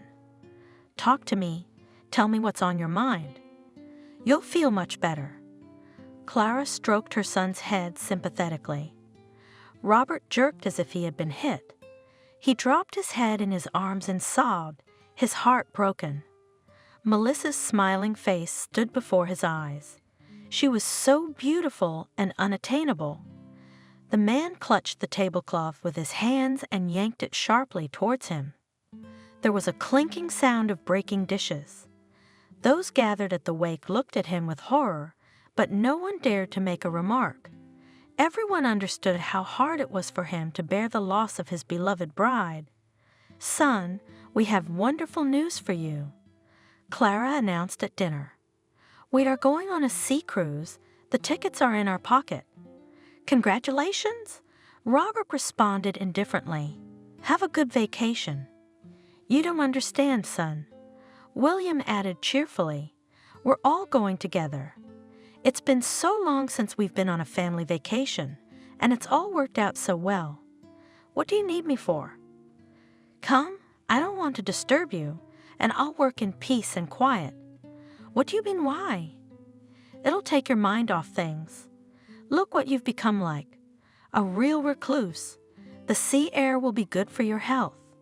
How many times can you give in to grief? Life doesn't stand still. I'm healthy, Mother, and I don't want to go anywhere. My life suits me just fine. What have I done to you? Physically, you may be healthy, but your mental state needs a jolt. You just need to change from office to quarters for a while. You'll see a whole new lease on life. Imagine 2 weeks of complete relaxation. Nothing to think about. I checked. There are excursions planned along the way, concerts, entertainment. Anyway, you can't take no for an answer. It's about time you started going out. I have no desire to go out. You go ahead and I'll stay home. You'll get a break from me, and I'll get a break from you. Son, I realize the pain of loss is still fresh, but it's been a year since Melissa died. You can't keep to yourself. Hasn't the discovery of her death made you forget about her? Is she the kind of woman you should suffer so much for? I don't believe you've forgiven her yet. Yes, Mother. If she were still alive, I'd forgive her for everything. Jesus, Robert, you can't be so sad. Melissa's gone, but you're a living person. Life didn't end with her death. I'm sure you'll meet another good girl, and you'll love her. You deserve to be happy, and happiness walks after you. It's only worth a good look. What are you up to, Mom? Are you up to your old tricks again? Who is it this time? I'm not going to meet anyone. I'm sick and tired of your indomitable desire to marry me. Leave me alone for a while. Son, you're still young. You can't behave like a monk. Of course, I like that you're giving your all to your work. I'm glad that this zeal has had a positive effect on your career, but you can't do that. We want to see you happy again, and you're burying yourself alive. Yeah, and you've set your sights on marrying me. I thought you were kidding about the matchmaking. What kind of joke is that? You're a man, you're the next of kin. Look around you, you're surrounded by so many beautiful girls. Among the string of my potential brides, whom you invented to invite regularly to our house, I have not met a single one who could overshadow in my heart the image of Melissa. Incidentally, they all agreed that they wanted nothing to do with me. I'm glad they realize that now, and not at the wedding you would have surely played for us. Don't you ever think of giving me your consent to marry you. You are insufferable, Mother exclaimed in her heart. No woman will not tolerate to be compared with another, especially with the one who is no longer alive. And my father and I just dream of marrying you. Oh, what beauties have been in our house. If I were younger, William smiled dreamily. It's not about you, it's about our son. His mother sternly reprimanded him. We didn't tell you that Jennifer is traveling with us, along with her parents. I think this girl is attracted to you. At least she didn't refuse to keep us company. Why? Father remarked enthusiastically. It's not a bad option. She's a docile, quiet girl, and she'll make a good wife. With your character, you cannot choose. Too docile, or rather indifferent to everything. Robert sighed. I don't think she cares whether I propose or not. I'm sure you're wrong. We parents are looking forward to you getting married. It'll be very romantic if you're on the boat, proposing to her, huh? Son, think about it. Jennifer's a very nice girl. You take a good look at her. Of course, she loses out to Melissa in looks. She was too flamboyant, too flashy, too gorgeous, too vampy, and Jennifer's different. But maybe that's the safe haven you need right now. Maybe your heartbreak will heal with her around. I'm not going to marry anyone.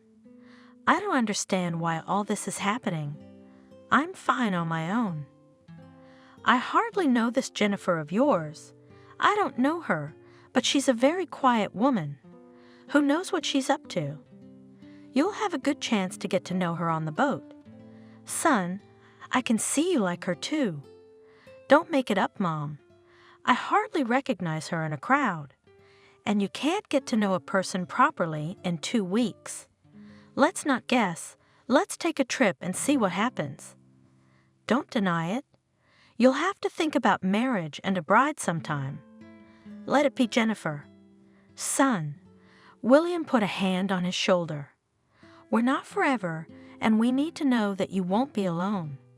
We still have grandchildren to look forward to. And look at the girl. She's the right one, and she won't betray you, not like your Melissa. Father, Clara looked at him reproachfully. Don't hurt the wound.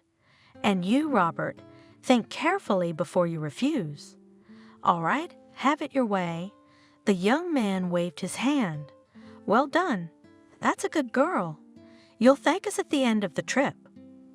A week later, Robert stood on the deck of a pleasure boat and watched the shore moving away.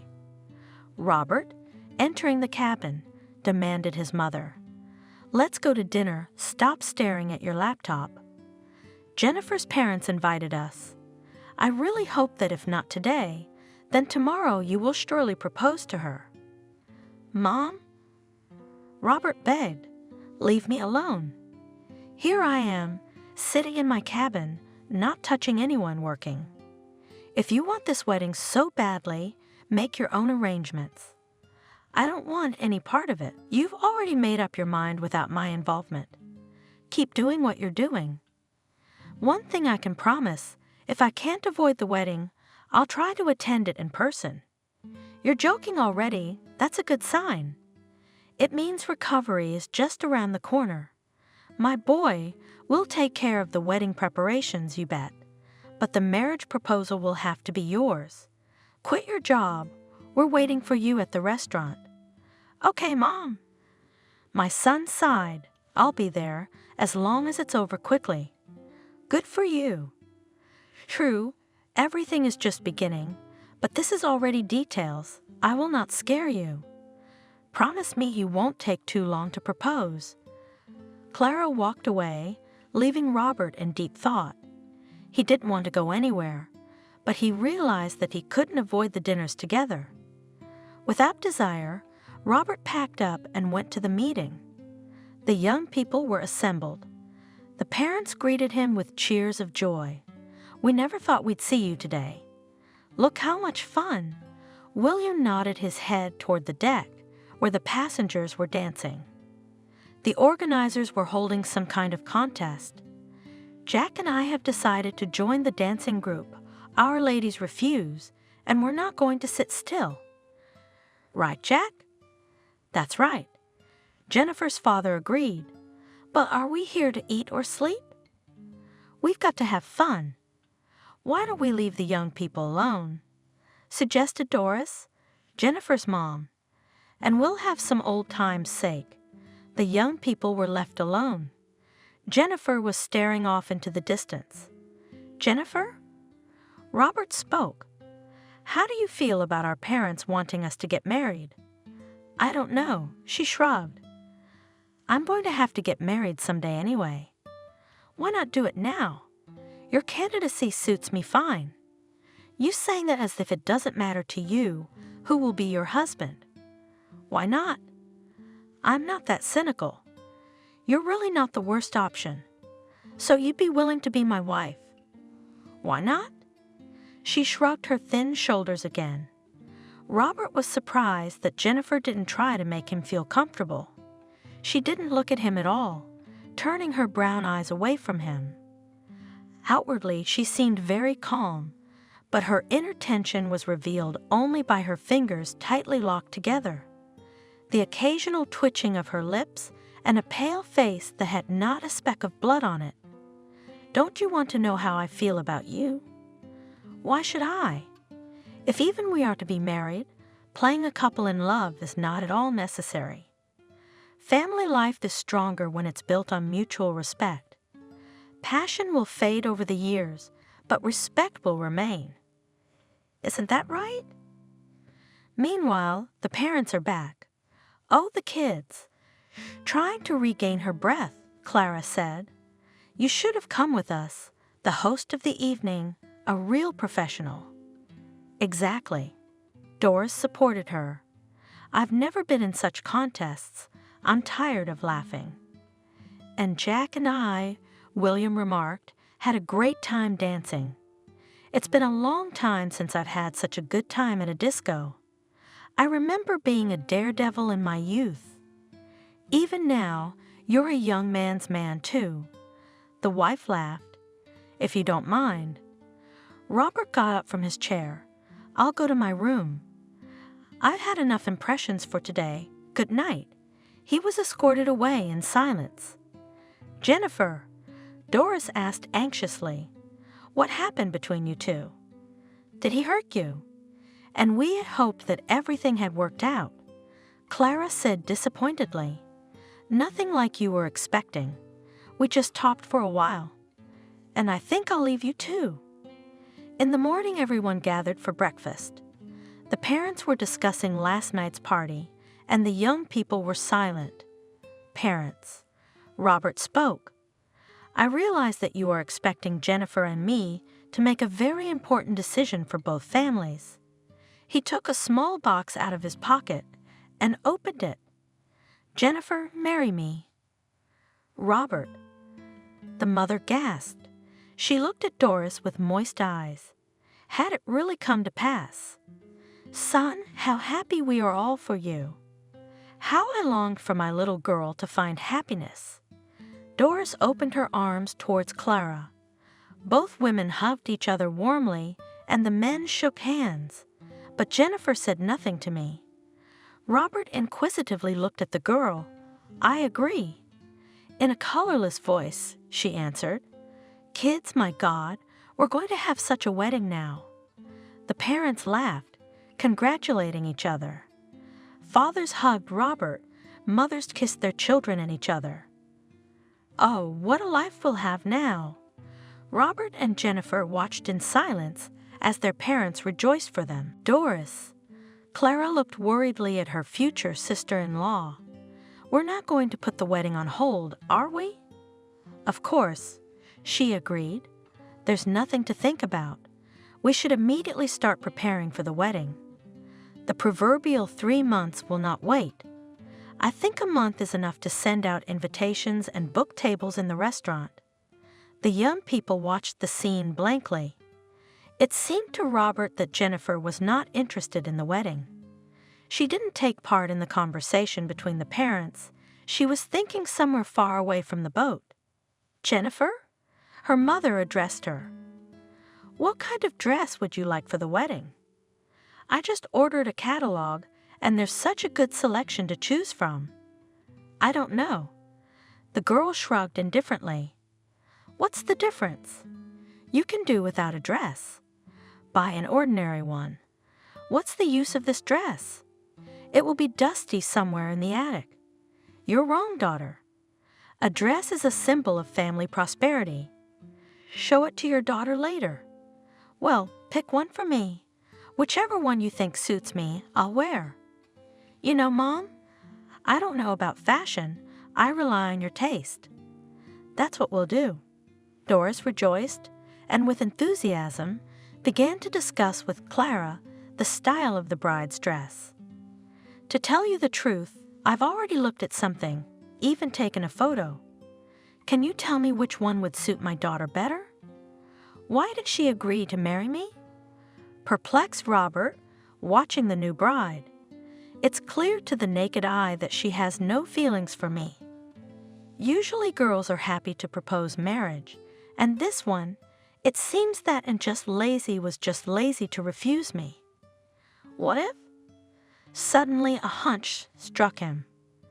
Behind the ostensible indifference she hides fear. But what could she be afraid of? It's strange, and Jennifer's acting strange. But I don't like the whole wedding thing either, and in that we're alike. He grinned sadly. At least we have something in common. "I'm sorry." He got up from the table. "I'm a little tired. I'll go to my quarters and do a little work for the night." "But how could you, son?" The mother was confused. "I think you should do the wedding preparations too. It's your party after all. We should think about who to take as a witness." "Mommy," he kissed her gently on the cheek, "I'm sure you'll do just fine without me. And you'll do the wedding in the best possible way. I trust you completely. You can appoint your own witnesses. I won't have any objections." The parents looked at each other in silence, but did not object. In the morning, Clara walked resolutely into her son's cabin. "Robert, you're being disgusting," she declared from the doorstep. "Intelligent people do not behave like this. You are disrespecting not only our parents, but also your fiancé. What happened this time?" Sighing heavily, the young man regretfully broke away from his work. "I think I did everything you wanted me to do. Can I be alone for a while? I have some urgent work to do." "Your work can wait, but your fiancé can't wait. How can you sit here when Jennifer's bored out on the deck? You didn't show up for breakfast.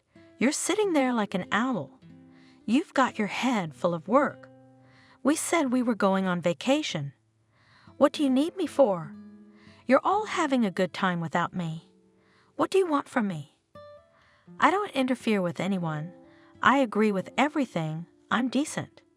Are you putting a price on yourself? Have you forgotten how to woo a girl? You're a young man. Don't you want to flirt a little?" "Mom, in your scenario of my marriage, there was no wooing of the bride. I did more than that. I asked you to marry me." "Are you kidding me?" The woman was offended. "We arranged your personal life, and you ungrateful, laughing at us. I didn't expect it. All my heart ached for you so shortly, and to heart attack to live, and he still laughs. I'm sorry. I didn't mean to offend you." "I'm sorry. I didn't mean to offend you." Robert jokingly put his hands in the air. "I give up. You can't resist such ironclad arguments. I'll be on deck in a few minutes. Believe me, I'm very grateful to you and Dad for taking care of me. In case you haven't noticed, I'm all grown up and I'm not jumping up and down on one leg. I still love you parents." "Oh, son, son, what has this tragedy done to you?" Even the humor turned black. The mother left, shaking her head. The young man quickly changed his clothes. "What am I going to talk to Jennifer about?" He thought. "She shows no interest in me. Does she want this wedding or not? I don't know how to start a conversation. Okay, I'll figure it out on the spot. I'll see if I can get her to like me. She doesn't seem very talkative." Jennifer, her parents, and Robert's parents are all seated in cozy chairs on the deck. "Jennifer?" Doris cheered. "Here comes Robert. Take a walk. It's a beautiful morning. You'll be distracted. It will do you both good." Jennifer was silent, put down the book she was reading, and stood up. "Do you mind going for a walk?" asked the young man. The girl nodded silently. They walked along the deck of the motor ship. The wind was developing Jennifer's dark hair. She tossed it back every now and then. "I see." Robert was the first to speak, when they were far enough away from their parents. "You're not thrilled about the idea of getting married either, are you?" "I should warn you right away." Without waiting for an answer, the young man continued. "I don't love you. My heart is still in love with Melissa, and I'm not going to change my attitude toward life anytime soon. I only agreed to the wedding for my parents. You're the least of the evils my parents offered me in the form of a string of suitors for my heart. If that's the kind of relationship you're comfortable with, I'm fine with it." Jennifer said quietly, a smile tugging at the corners of her lips. "You're the candidate, is it?" Robert was surprised. "Yeah." Jennifer agreed. "I'm sick of my parents, too. I know you're indifferent to me, so you won't qualify for anything. In turn, I won't bother you with my problems either. We'll live our lives as we used to. We'll have a perfect family. Almost nothing will change except the stamp in the passport. You spend most of your time at work. I'll also work, but I promise to be able to create a home cozy. I'm a good cook, by the way. I don't need money for maintenance. I earn good money myself. But why do you need me?" He couldn't understand how she could be so calculating. You can meet true love and find your happiness, and if it happens after our marriage, and you meet a man you love with all your heart, we'll have to divorce. I'm fine with that. Jennifer shrugged. "Don't worry, I won't be interested in anyone else. I know how to be faithful. You won't have to fight off my suitors, I promise you that. So you're marrying me on purpose? If that's what you think, then that's what it is. Explain it to me." Robert grabbed Jennifer's arm and turned her around. "Why do you agree with everything? It's my nature." She didn't even try to get out of his arms. She just squirmed, not knowing what to expect from her fiancé. "I'm used to agreeing to everything, and I like solitude as much as you do. That's why we'll be good together. We won't interfere with each other." "But that's not right." Robert shook her gently, trying to meet her gaze, but she avoided looking at him. "You're young, you're beautiful, you must dream of love. All girls think about it sooner or later. You're hurting me." The young man loosened his grip. Jennifer freed himself from his arms. "Let's just stand and look at the sea, shall we? See." She stretched her hand out into the distance. Dolphins always dreamed of seeing them. They stood in silence for a long time, looking at the sea. Already in the evening, alone in the cabin, Robert could not sleep. The conversation with Jennifer did not go out of his head. She was strange, he thought, lying with his eyes open. She wasn't interested in what her parents had come up with for the wedding. She didn't ask what guests would be there. She didn't even argue with the candidate of the witness. "For the first time I see such a girl. Why does she behave like this? What is she hiding?" Jennifer intrigued him more and more. On the third day, in the evening, he himself invited her to go out. Her parents looked at each other meaningfully, smiling happily. You don't have to study me at all. Jennifer remarked, I feel fine with a book in my hands. We don't owe each other anything. It's a lovely evening. I don't feel like sitting in the cabin. Robert was quiet for a while. I've been meaning to ask you for a long time, but I've never had the chance. I remember you and Melissa were good friends. You know the truth, don't you? I know some things, of course, but I'd like to hear Melissa's story from you. I suddenly realized I could trust you. Tell me everything you know about her. I don't know anything. She protested. She didn't tell me much. And we weren't really close friends. She liked to have fun, and I preferred to spend my evenings at home and work a lot. I think you do. Robert insisted, but you don't want to tell me so as not to upset me. I really need to know the truth. This year I lived as if in a dream. I didn't want to see or hear anyone. I experienced everything in myself. I tried to forget and could not accept the loss and the fact that Melissa was not alone on that tragic day. I didn't want to believe that she was lying to me. I didn't want to talk about it.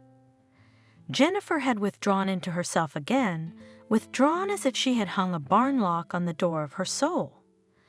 Robert groaned with frustration, slammed his fist against the rail of the boat. Of course, it was rolling around in his head. She won't say anything, she'll keep quiet, and I'll never know anything. How hard is it to live in ignorance?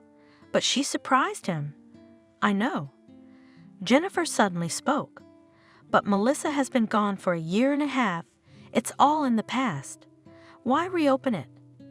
I need to know the truth. I beg you, tell me everything you know. I don't think you'll like what you're asking me.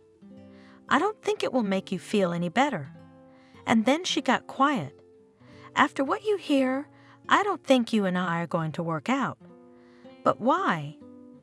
If you were in my shoes, wouldn't you want to know the truth? He asked. I suppose I would at first, but then, now I'd give anything not to know. You don't know what you're asking me to do. Jennifer, please. Robert begged. Don't bore my soul. There hasn't been a day that I haven't thought about Melissa. I still can't believe she cheated on me. Somehow I trust you, and I know that you won't lie to me, that you'll tell me the truth. Even if I don't like the truth, I have to know it. No. Jennifer suddenly stood up. Not now. I'm tired and I want to go to my room. Don't torture me with questions. It's hard for me to remember. Jennifer, imagine how I've lived these last year and a half. I wake up thinking about why she went to the club that night. Who was that man? What attracted her to him? I fall asleep and torture myself with thoughts that I too am to blame for her death. Maybe I said or did something wrong. And I'm tired as hell, torturing my heart with questions, with no hope of an answer.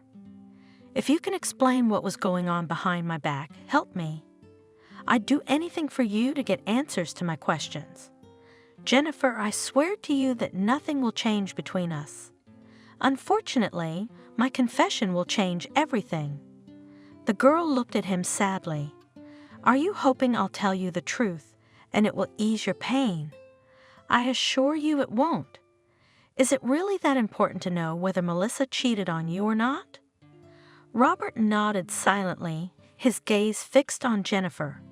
Yes, she was. Is that what you wanted to hear? With this guy who found her, or with someone else? I don't know. I don't know anything about him at all. Does that make you feel better? No. I guess it just got worse. I warned you, the truth doesn't make you feel better. I'm sorry, I'm gonna go to my room. Enough revelations for today. The girl left quickly. Robert locked himself in his quarters and spent the rest of the day alone. How strange, he pondered as he lay in bed.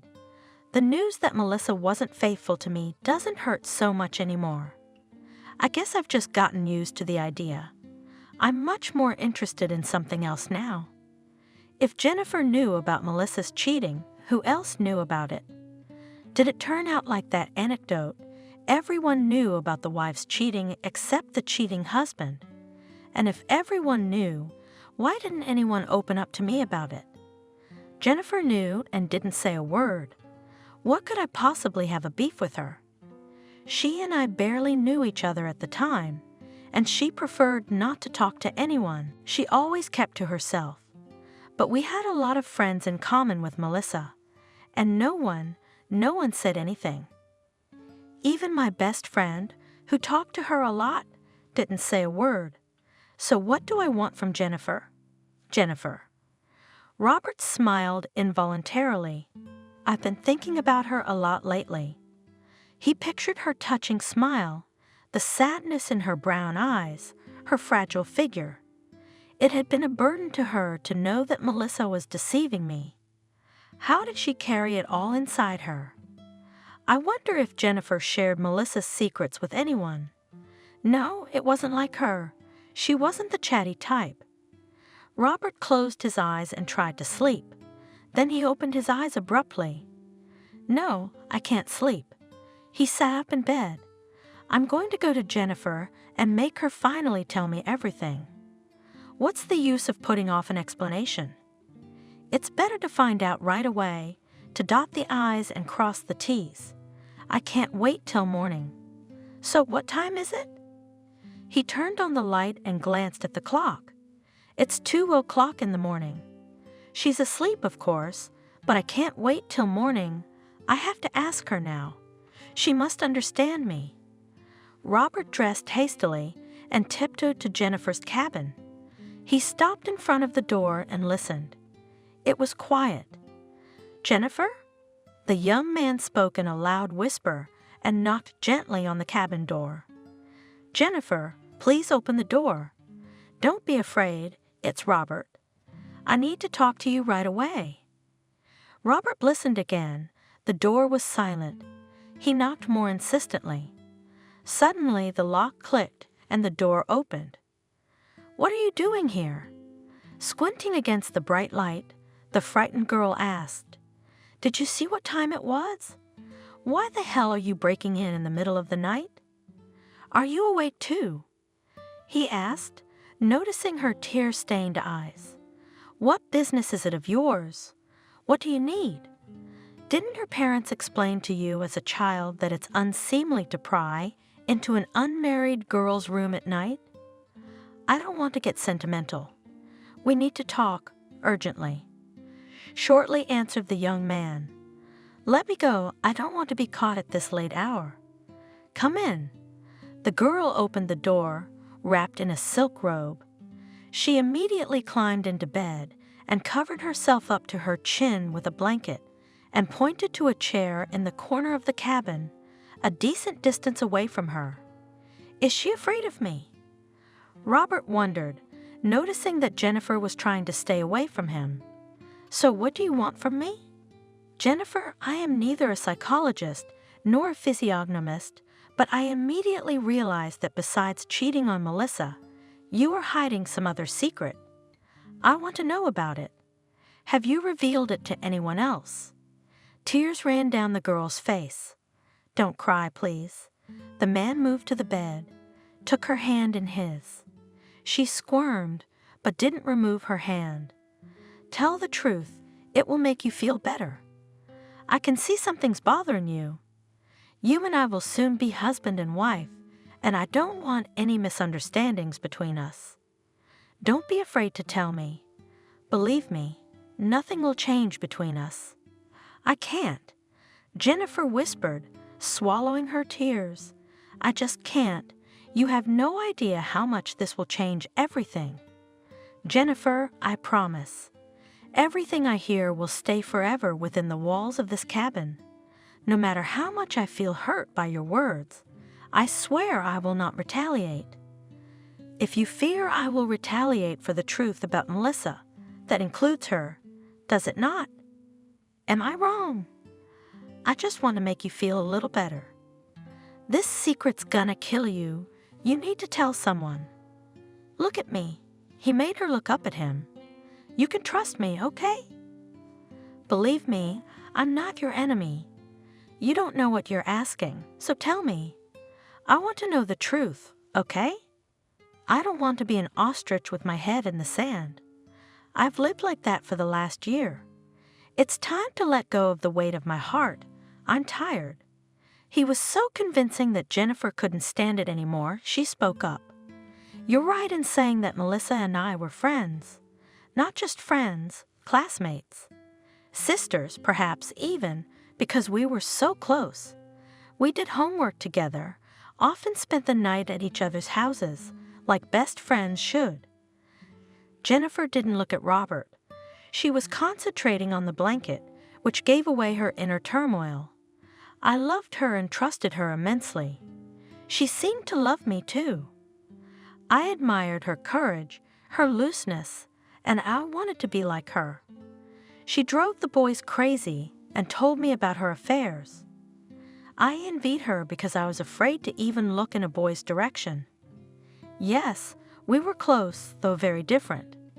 The girl sobbed, and the young man took her hands in his soothingly. Jennifer. Melissa stretched sweetly, pulling away from her textbook.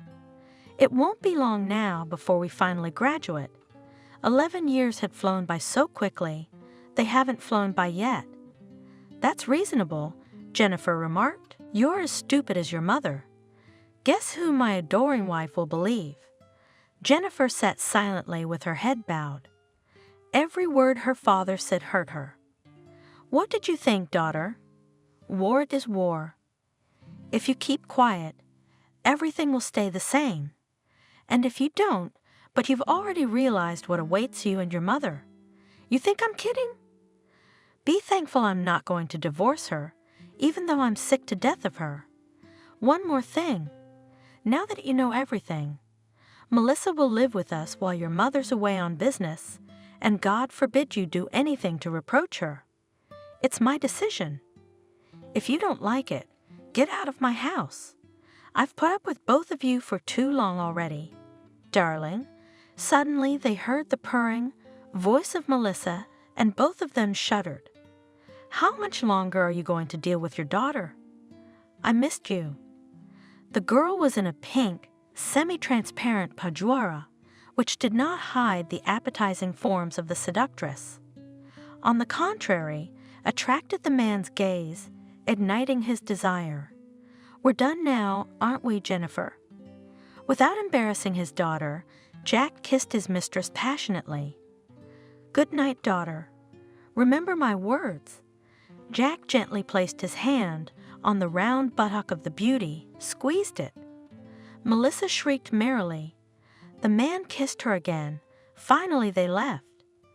Jennifer sat still, only flinched when the bedroom door slammed shut. Robert swallowed nervously, squeezed Jennifer's hand, which he never released from his grasp. Tears fell down Robert's arm. He realized how much pain every word was causing Jennifer, gently pulled her against him. If it's hard for you to talk now, let's postpone the conversation until tomorrow.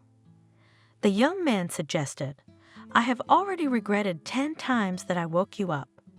No, she recoiled from him. I've been carrying all this inside me for too long. I have to get free or my heart will be torn to shreds. She took a breath and spoke again. I was so scared. I was afraid to confess to my mom because I was afraid my dad would carry out his threats and we would be left on the streets.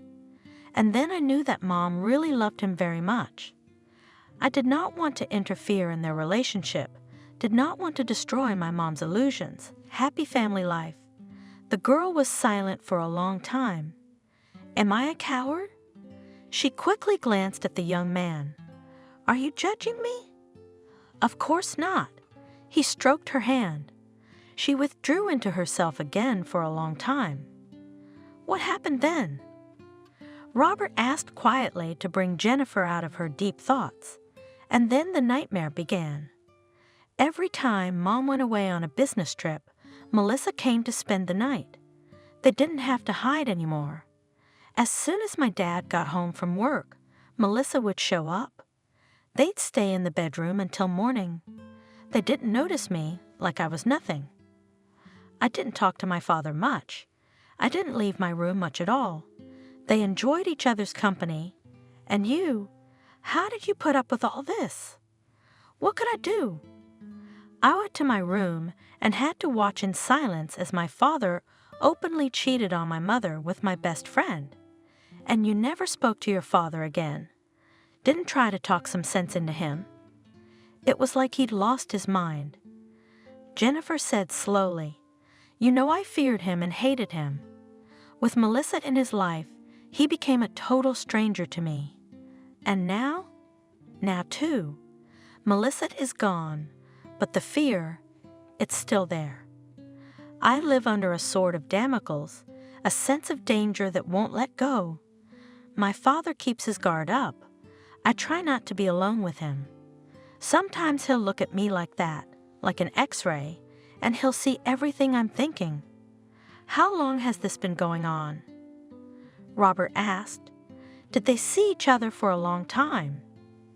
"Fortunately, if I may say so, not very long. Melissa got pregnant. I don't know why, but she didn't tell her parents who the father was.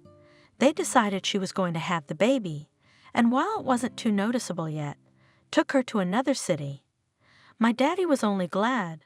Apparently he was fed up with her, or maybe he was afraid of the responsibility. Because if Melissa talked, he'd have to come clean. He was aware of the consequences." Jennifer was silent. What happened next? "I don't know." The girl answered, "The school year ended. Melissa didn't come back. I went to university, and I chose a different city to study in, so that I could live away from my father and not meet Melissa. Then I got a job there. I didn't plan on coming home at all, ever. It was hard for me to see my mom, who continued to admire my husband. I hated seeing my father. I wanted to forget everything. And yet you came back. It just happened." Jennifer furrowed her brow tensely. "My job had been downsized, and I had been fired first, even though I'd had no complaints. And I've worked longer than most people. My mom says I'm shy. First we have to pass our exams. Then we can say goodbye to school. Hey friend, can I sleep over tonight? What's wrong? This is the third night in a row you've stayed over. I'm not sorry, of course, especially since Mom's away on business again, but it's still weird. Why don't we sleep at your place? I'm sick of my dad's remarks about what I didn't do. He'll always find something to pick on. Our parents are in trouble again." Melissa wrinkled her nose. "I don't want to stay at home and listen to their quarrels. They always share something, and I get hit, as if it's my fault that they got married and gave birth to me." "Okay, stay," Jennifer agreed. "You'll help at home. We'll manage everything together, and it's more fun together." In the evening, the friends talked for a long time and fell asleep late. Jennifer was awakened in the middle of the night by a vague feeling of unease. "Melissa?" She whispered into the darkness. She reached out her hand and realized that the girl was not beside her. "Melissa, where are you?" Jennifer sat up in bed, listening. A minute passed, another. Her friend did not appear. Where had she gone? Getting up, Jennifer muttered. Did she get lost? Is she stuck in the toilet? Yawning, she walked to the kitchen, slapping the floor with her bare feet. Strange, it's dark everywhere.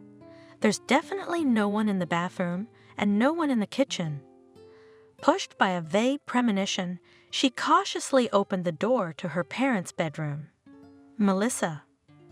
Involuntarily shrieked Jennifer, caught with horror. On the bed in an embrace lay naked Melissa and her father. "Dad, how could you?" The father, as if stung, jumped up in bed, quickly threw a blanket over the girl lying next to him, with the same speed put on his underpants and rushed to his daughter. "What the hell are you doing in the bedroom? How many times have I told you not to come in without permission? He hissed angrily, grabbed her by the hair, and dragged her into the kitchen. He pushed the confused Jennifer into a chair, turned on the light, and fixed his eyes on her face. "Remember, you saw nothing." The girl listened to her father, and it seemed to her that in front of her was not her favorite father, but some furious monster with rabid eyes. "Try to tell your mother what you saw. I'll destroy you both." "Dad, how could you?" "She's my classmate." Jennifer's lips trembled and tears rolled down her cheeks, covering her eyes, but she didn't wipe them away, afraid to move, lest she anger her angry father even more. The skin on her head burned, but the girl endured. Resentment rising in her heart, Jennifer didn't know how to behave after everything that had happened. "What about Mom?" "Mom?" Dad laughed. "Your mom doesn't get out on business trips, and I'm a man. I need a woman every day, not once in a while. And the fact that Melissa is young?" He hesitated, trying to find the right words. "That's the good thing about her. She gives me something I've never gotten from your mother in my life. You have to tell your mother everything yourself, or I will. I'm not gonna let you cheat on her. You can't do something so mean to her. Don't you dare." The father advanced threateningly toward his daughter. "And I won't let you hurt her. Mom will kick you out of the house. I'm the one who will kick you out, because the apartment is mine. So think before you open your mouth, and your mother won't believe you. She loves me too much, that silly goose, but I'll do everything I can to turn her against you. Believe me, I'll convince her you're lying about me. Mommy won't believe you." Jennifer sobbed, not very confidently. "To the bosses need toothy, self-aware workers, and I could not defend myself." "So what? You couldn't find a new job?" "I couldn't get a job quickly. I needed something to live on and something to pay the rent. And then my mom started calling me every day and urging me to come back because she missed me so much." "So you came back?" "Yeah, I was weak again. I let my emotions get in the way." "You don't regret coming back?" "Of course I do. I felt like a sheep to the slaughter, and I couldn't change anything." "You're like a snail, always in a shell." "That's true. I wasn't very good at showing my feelings before, and I'm not so good at it now. When I'm with my father, I get lost. I can't say a word. It's like I'm paralyzed. At such moments, I see myself again as a 17-year-old girl, intimidated by my father in the kitchen. I can even still physically feel the pain I felt when he dragged me out of the bedroom. Also, it took me a long time to get rid of the mocking look Melissa always gave me as she walked out of my parents' bedroom in the mornings. If someone else had told me that story, I never would have believed it. Robert spoke thoughtfully. "I've been watching your family. Your father is very good to you, and I never thought he could be cruel." "Oh, yes," said the girl, grinning. "Sometimes I think I'm crazy, that all my fears are a figment of my imagination. Father acts as if nothing had ever happened. He's back to the kind and caring father I knew him to be before I met Melissa, and his love affairs are just something I made up. I almost believed I was imagining it myself, until one day Melissa came home. So she was out of town the whole time. Yeah, I didn't know anything about her all those years.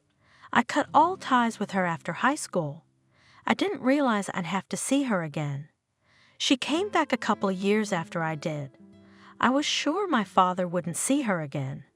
And for a while Melissa had fun with other men, changing them like gloves, easily breaking hearts, manipulating the feelings of fans in love.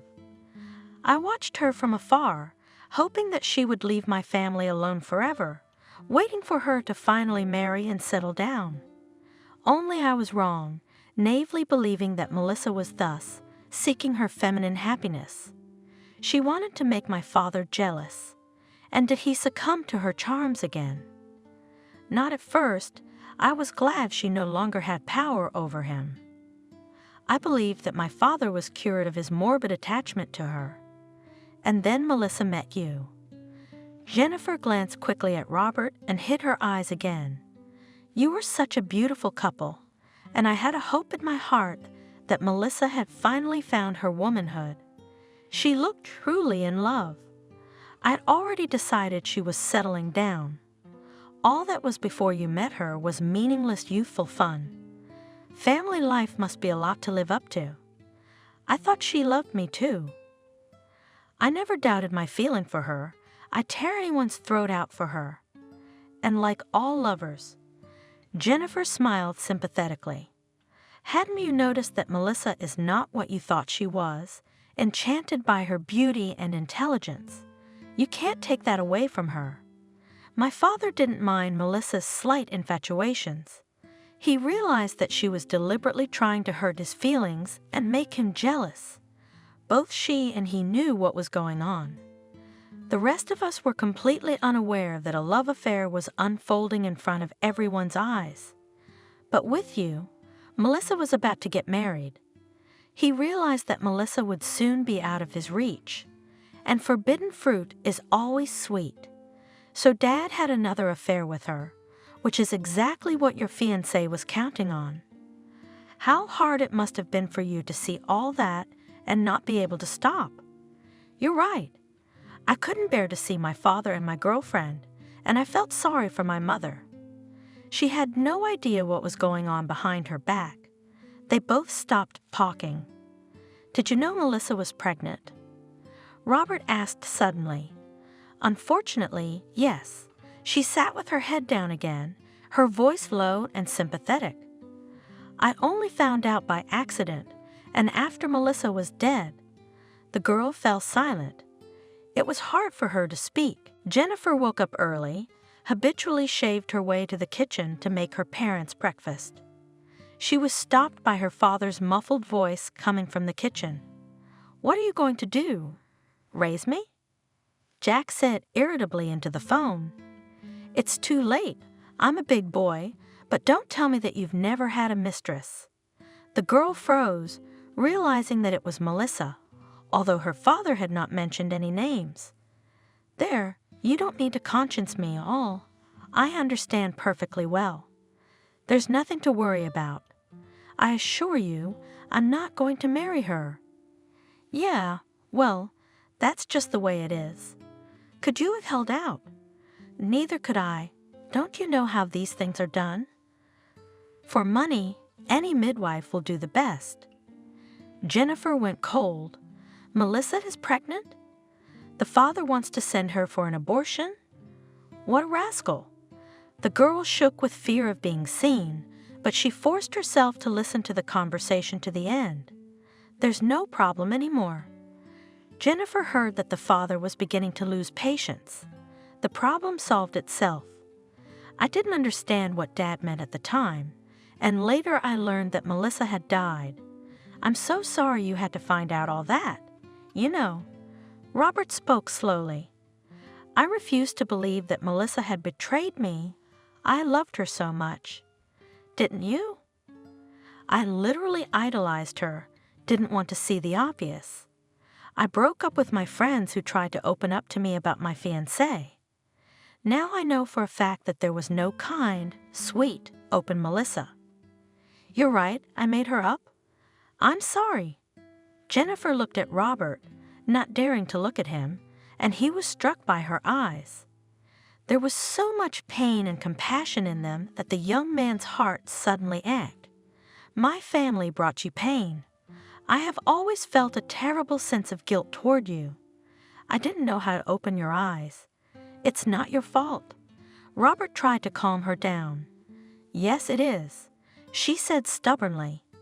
I should have told you a long time ago. You probably wouldn't have believed me then, though. She smiled sadly. Melissa was misleading everyone with her charm, and I couldn't help it. Imagine if I came to you and told you that your fiancé was cheating on you. I wouldn't have believed it. That's why I didn't tell you before, but I don't want to keep quiet anymore. It's time to open that boil. She had no right to use you. You don't deserve to be treated like this. Jennifer. Robert looked at her thoughtfully. Explain to me why you decided to marry me. I'm filled with guilt, she confessed. I want to help heal your wounds. I know I can do it. I will be by your side until you finally come to your senses and learn to trust your feelings again. Then you'll meet a woman and you'll love her. And I'll be out of your life because you won't need me. Jennifer. The man squeezed the girl's hands and looked fondly into her eyes full of inexpressible sadness. I don't want you to go. You know, I suddenly realized that I don't need anyone but you. You're extraordinary, amazing. No, she objected. You're feeling grateful right now, but I don't want your gratitude. What do you need me for? I'm withdrawn. I like to be alone. I don't know how to get along with people. You need another wife. You don't know yourself. Robert said affectionately, I see a brave, caring, and defenseless girl in front of me. I want to embrace you, to be your protector, to guard your peace, so that no one would ever dare to hurt you even with a glance. But I can't give you anything. Jennifer answered confused, You are here beside me. I believe that in time, when we know each other better, we can truly love each other. It's the pity in you that speaks for a girl hurt by fate. Jennifer shook her head sadly. I don't believe in love, and I don't know how to love. My father killed that feeling in me, destroyed my faith. I'm just a shadow of a real person, and I'm burned out inside. You won't find happiness with me. Me. Robert took her face in his palms and looked directly into her eyes. Do you believe me? He saw how the expression of her eyes gradually changed. Among distrust, fear, confusion, suddenly flashed a ray of hope. The young man smiled broadly at the girl. I believe. Finally, hesitantly, she whispered, Then we'll definitely succeed. They stepped out onto the deck, breathing in the cool sea air. They stood in each other's arms, looking up into the endless starry sky. They had found peace and freedom by finding each other through fate. The unwanted wedding was the beginning of a bright new life for both of them.